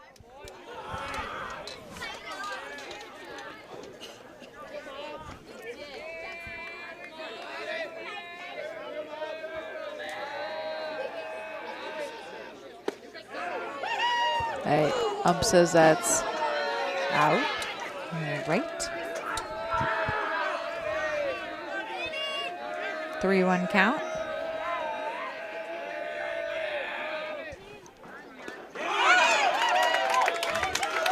That was a tricky pitch. That was a sneaky little thing.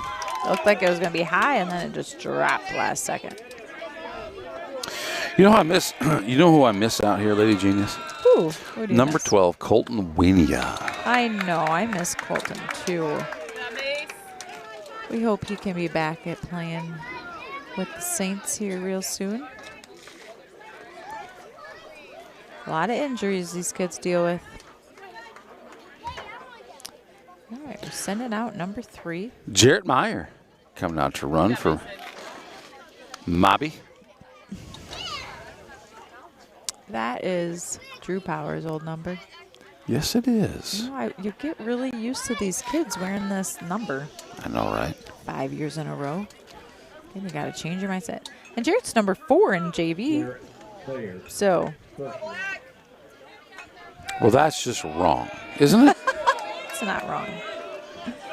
He is fast, though. I suppose JV numbers, varsity numbers.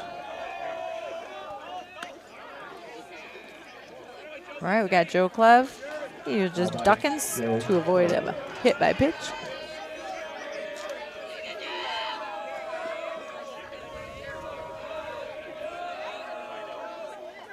Oh, that's a shot. Yeah. That's a beautiful shot down third baseline. Deep into left field. Yeah, going down as just a single, so it was fielded well by West Fork, but now we got runners on first and second. Zaid Shell coming up to bat. We got one out in this one, so we'd love to get those runners somehow advanced to second and third bases to remove the ability for a double play or a force out of any kind beyond first base. Let's see what the Saints have up their sleeve. Oh, Zayd's going to put a bunt down, and it's a dandy of a bunt. Oh. What? I feel like he bobbled it or something, but they called Zayd out. And all right. So now the Saints have 2 outs. They have runners on second and third, and Zach Jensen is up to bat.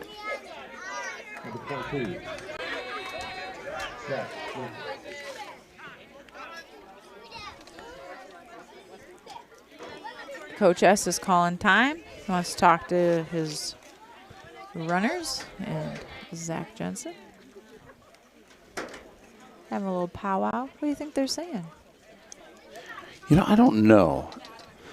I mean, right now they get a 5-run lead, which you think is comfortable, but you never know, right? You want to do something. You want to score these runners somehow. You got 2 outs. The only force out right now is on first base. And it, you know, you might even just be saying, hey, you know what? If a ball's getting hit somewhere in the third baseman shortstop range, you guys need to cause a little hesitation or whatever to. I don't know, right? Don't run into a play. Maybe is all they say, right? All right. We saw a couple. Zach Jensen's up to bat here. He grounded out the last time he was at bat.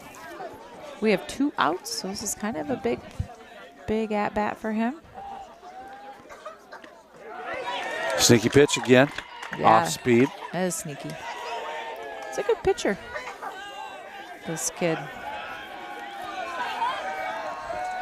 Bonner kid. Yeah. That one's out of Gotta here. Pop out. Got plenty of little kids to retrieve it.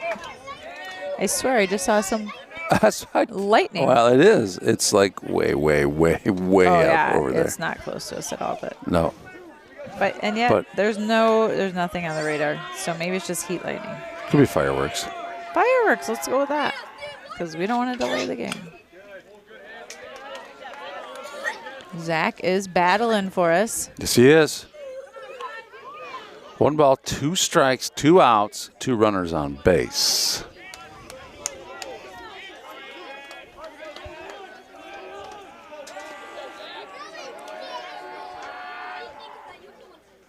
Oh, Zach.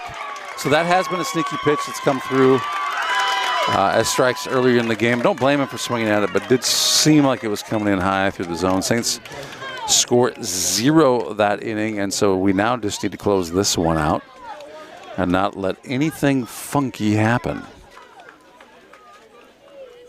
Mason Beelan on the mound.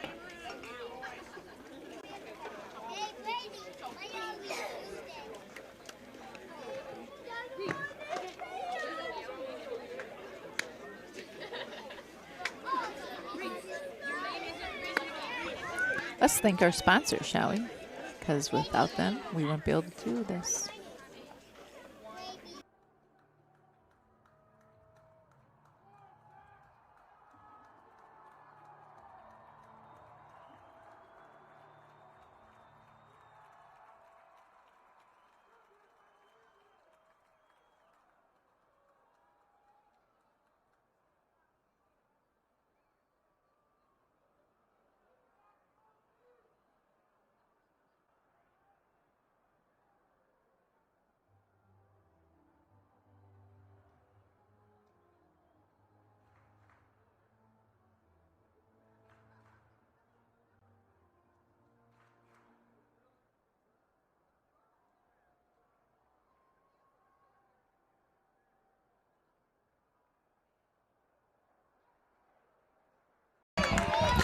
All right, we're back. All Mason Beelan looking to finish this one out.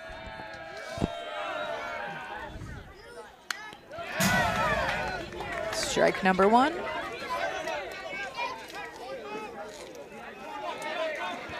Up to bat number 7, Braden Kuhlmeyer, the freshman.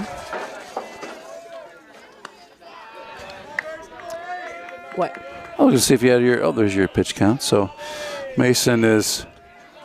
Well, it's not caught up yet, so I think it's 85 or 86 pitches. Yeah, not to 90, but he'll be fine. He'll be he'll fine. surely go over 90. I'm guessing we're just going to finish him out this inning.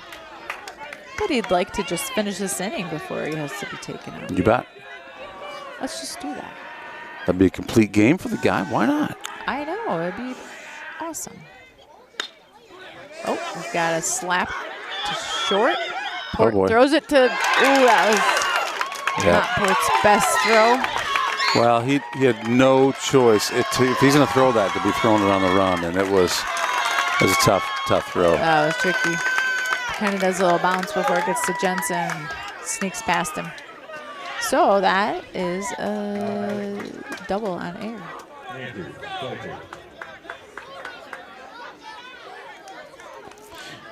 Yeah, you might say that he got the hit, right? Probably got the hit and then got to second on air. Yep. Because I'm not sure that throw beats him. That's a better way to explain that. Thank you. I am impressed that Seth is still out here catching tonight. And I love how he is giving Mason some kudos and some encouragement at the mound. He's a good leader for us, Seth. Andrew Baker Jr. up to bat. Baker's got 2 hits, both for singles, coming into tonight. And that's a nice shot. Can he get there? He dropped it. Schnabel never drops that, but he did. They now have runners on first and third. So Schnabel's so quick, and you think that ball, there's no way he can get to it, but sure enough he does, and it comes off the end of his glove. In and out, perhaps. Number 4, James Gray.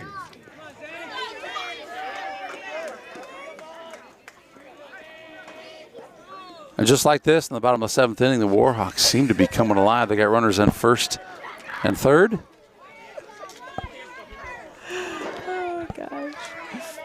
Get up to bat is Zade Grady, a freshman. Grady does have a triple on the season coming into tonight. That was a great pitch by Mason Beelan.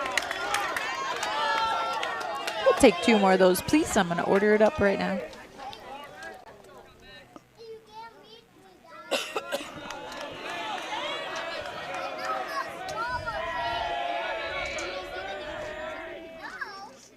Nice pitch, Mace. Oh, he says it's outside. That looked pretty. It was pretty. It's hard to tell, though, always. We're not exactly behind the ump, you know? Got a camera back there.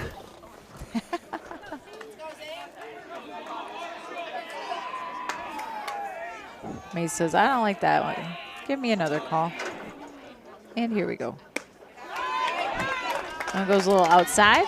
Just as a reminder, we have runners on first and third for those of you listening and not watching.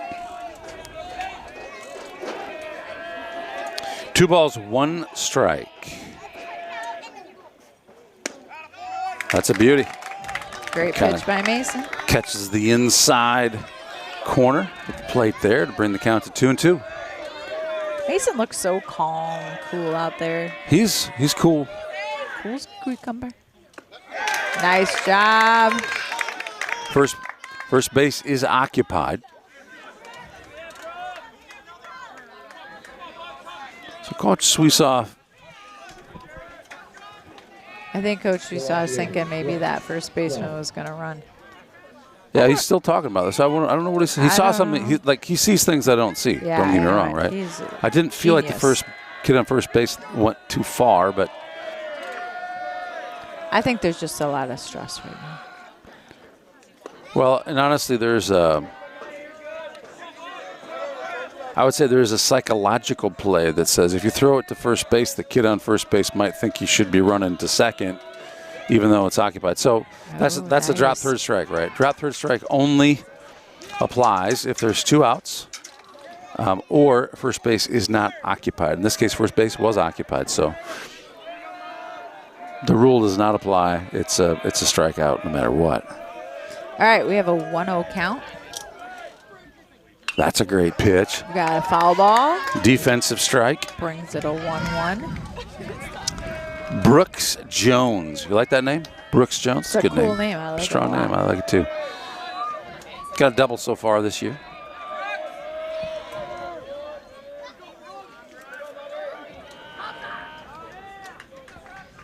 Oh, ump says let's all take a breather. Just a moment. Pitcher's looking at his coach for some calls. Brooks Jones, not a great batting average, but does have a great on-base percentage. Nearly 40% of the time he finds himself on base.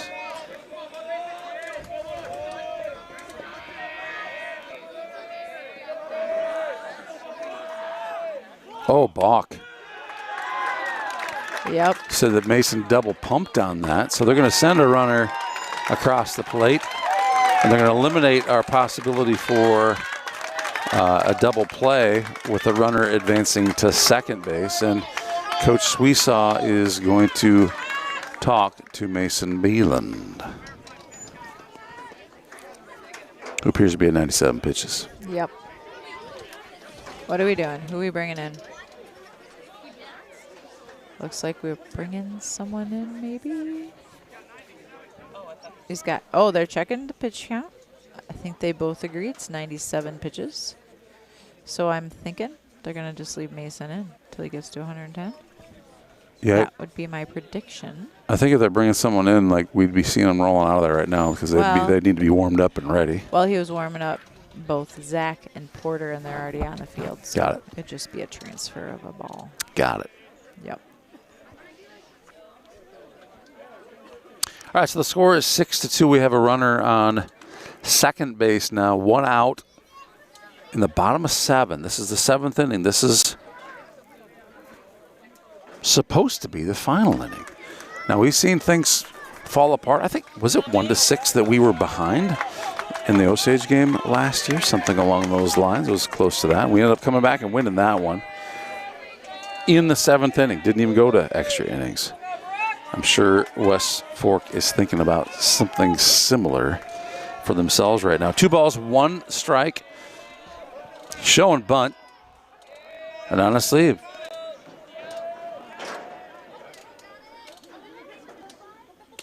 would you give him an out here?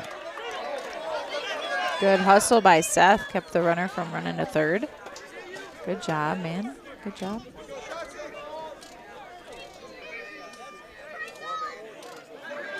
Three one is a count. We want to make sure that we're not giving him a free base here. So Mason Beeland showing bunt. Pull out of it last time before the pitch. And there's a... Oh, my gosh. So Seth is waiting for that one to go foul, and it does not go foul. So that's as good as the perfect bunt. And Coach Sweesaw is coaching up, said, look, it's okay to grab that and go get that out quick. We got a first. Got a first, third situation. The umpire calls timeout so that Seth can call the play, and it seems like the fans behind us are suggesting that, well, maybe they're questioning their call, so they're helping the ump by telling them it was a fair ball. Oh, what just happened? Did that bat hit Seth? The ball Well, if hit it did, Seth. that's catcher interference, so Something. unless it got him in the backswing. I think the ball hit him. Coach S coming out to make sure Seth's all right.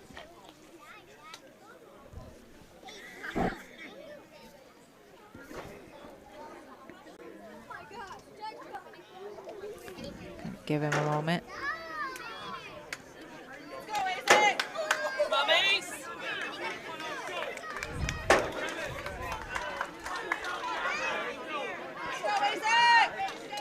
All right, Saints leading by 4 here, but we've got 2 runners on base. Number 12 up to bat. That's Isaac Wiseman, the junior, with a 0-1 count after that foul ball. Saints again with an opportunity to turn 2 if they could somehow find a way. Oh, that was beautiful. Good job, Mason. That inside Thielen. corner is working Yeah, it for is. Mason, and the umpire likes that. So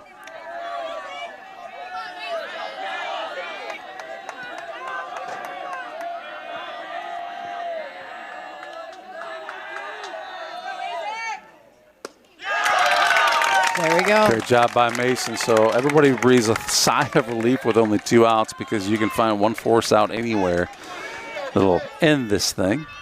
Number 5, Aiden Bonner.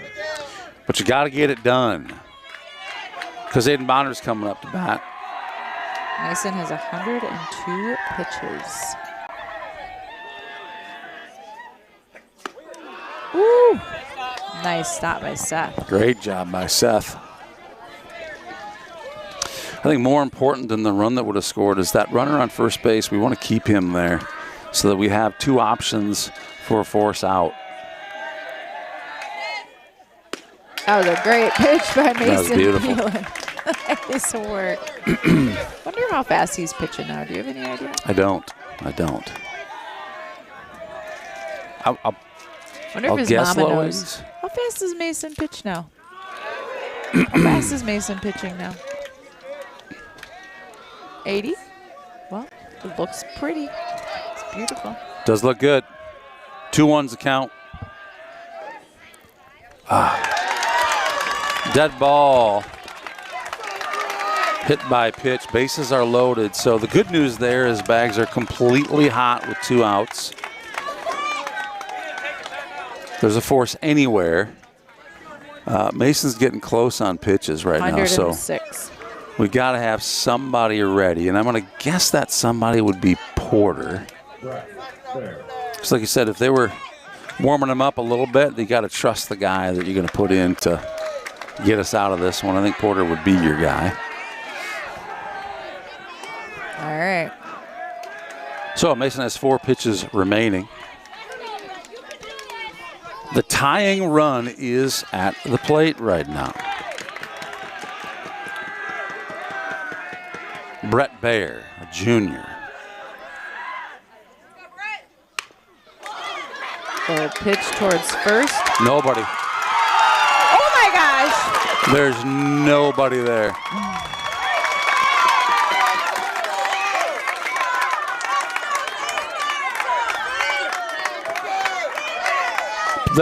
Honestly, the very perfect spot for West Fork to put that ball. Mason Beeland's giving up the ball, and we're going to drop. I'm going to guess Porter. I don't think you can, as long as if Porter has available pitches, you trust him. You just got to come in and deliver. Yep. Hands the ball to Porter. Porter will be warming up.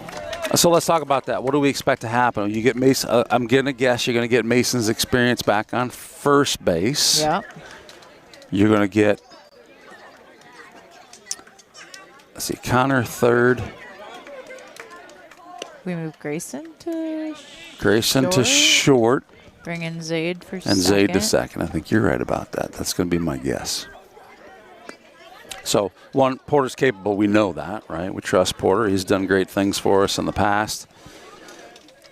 We like Mason on first base. He seems like he's got the most experience and doing the best job for us so far this year. It does put us defensively in a good position. And as long as Porter can deliver, we just got to get one out before they get 3 runs. But not the usual situation for these Saints. No, there's a lot of coaching conversations going on. You're right, though. Coco Savage is He's managing the iPad. Game changer.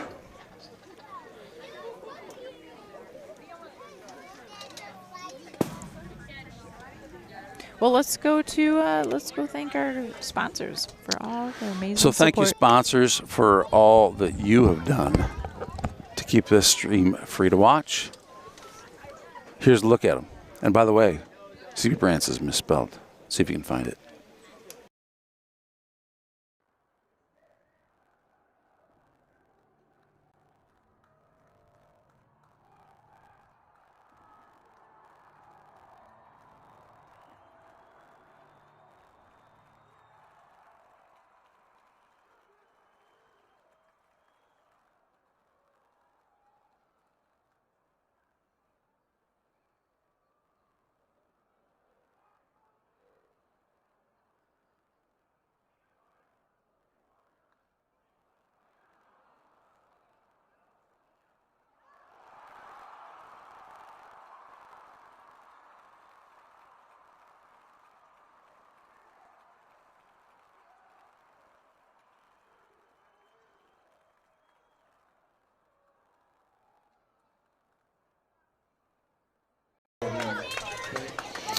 All right, we're back.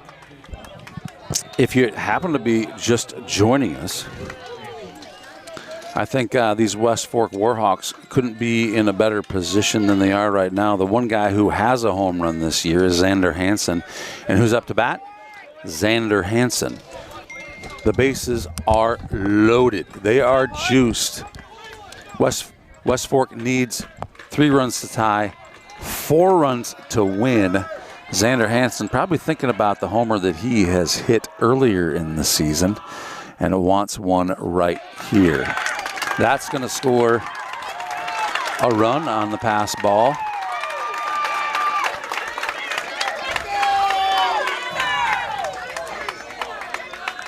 And now it's a 2-run game. Just like that. Force run on any bag is no longer an option. The force is only at first right now. 1-0 is the count. Make that 1-1 after that ball fouls out along the first base side.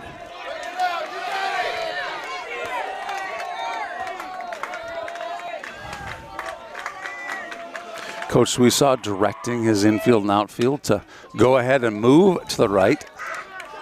That foul ball goes out. Joe is doing all in his power to get Clevenger that. is sprinting out there to a ball that is absolutely out of on the other side of the fence, but he's A+ for effort. moving. And we have a 1-2 count Good time for a tricky pitch, probably, because he's got to defend it. And that is strike three, and that is the game. Great job to these Saints for overcoming the adversity of a potential disaster in the bottom of the 7th. Saints are going to win this one 6-4 in what is absolutely the toughest game for them so far this season.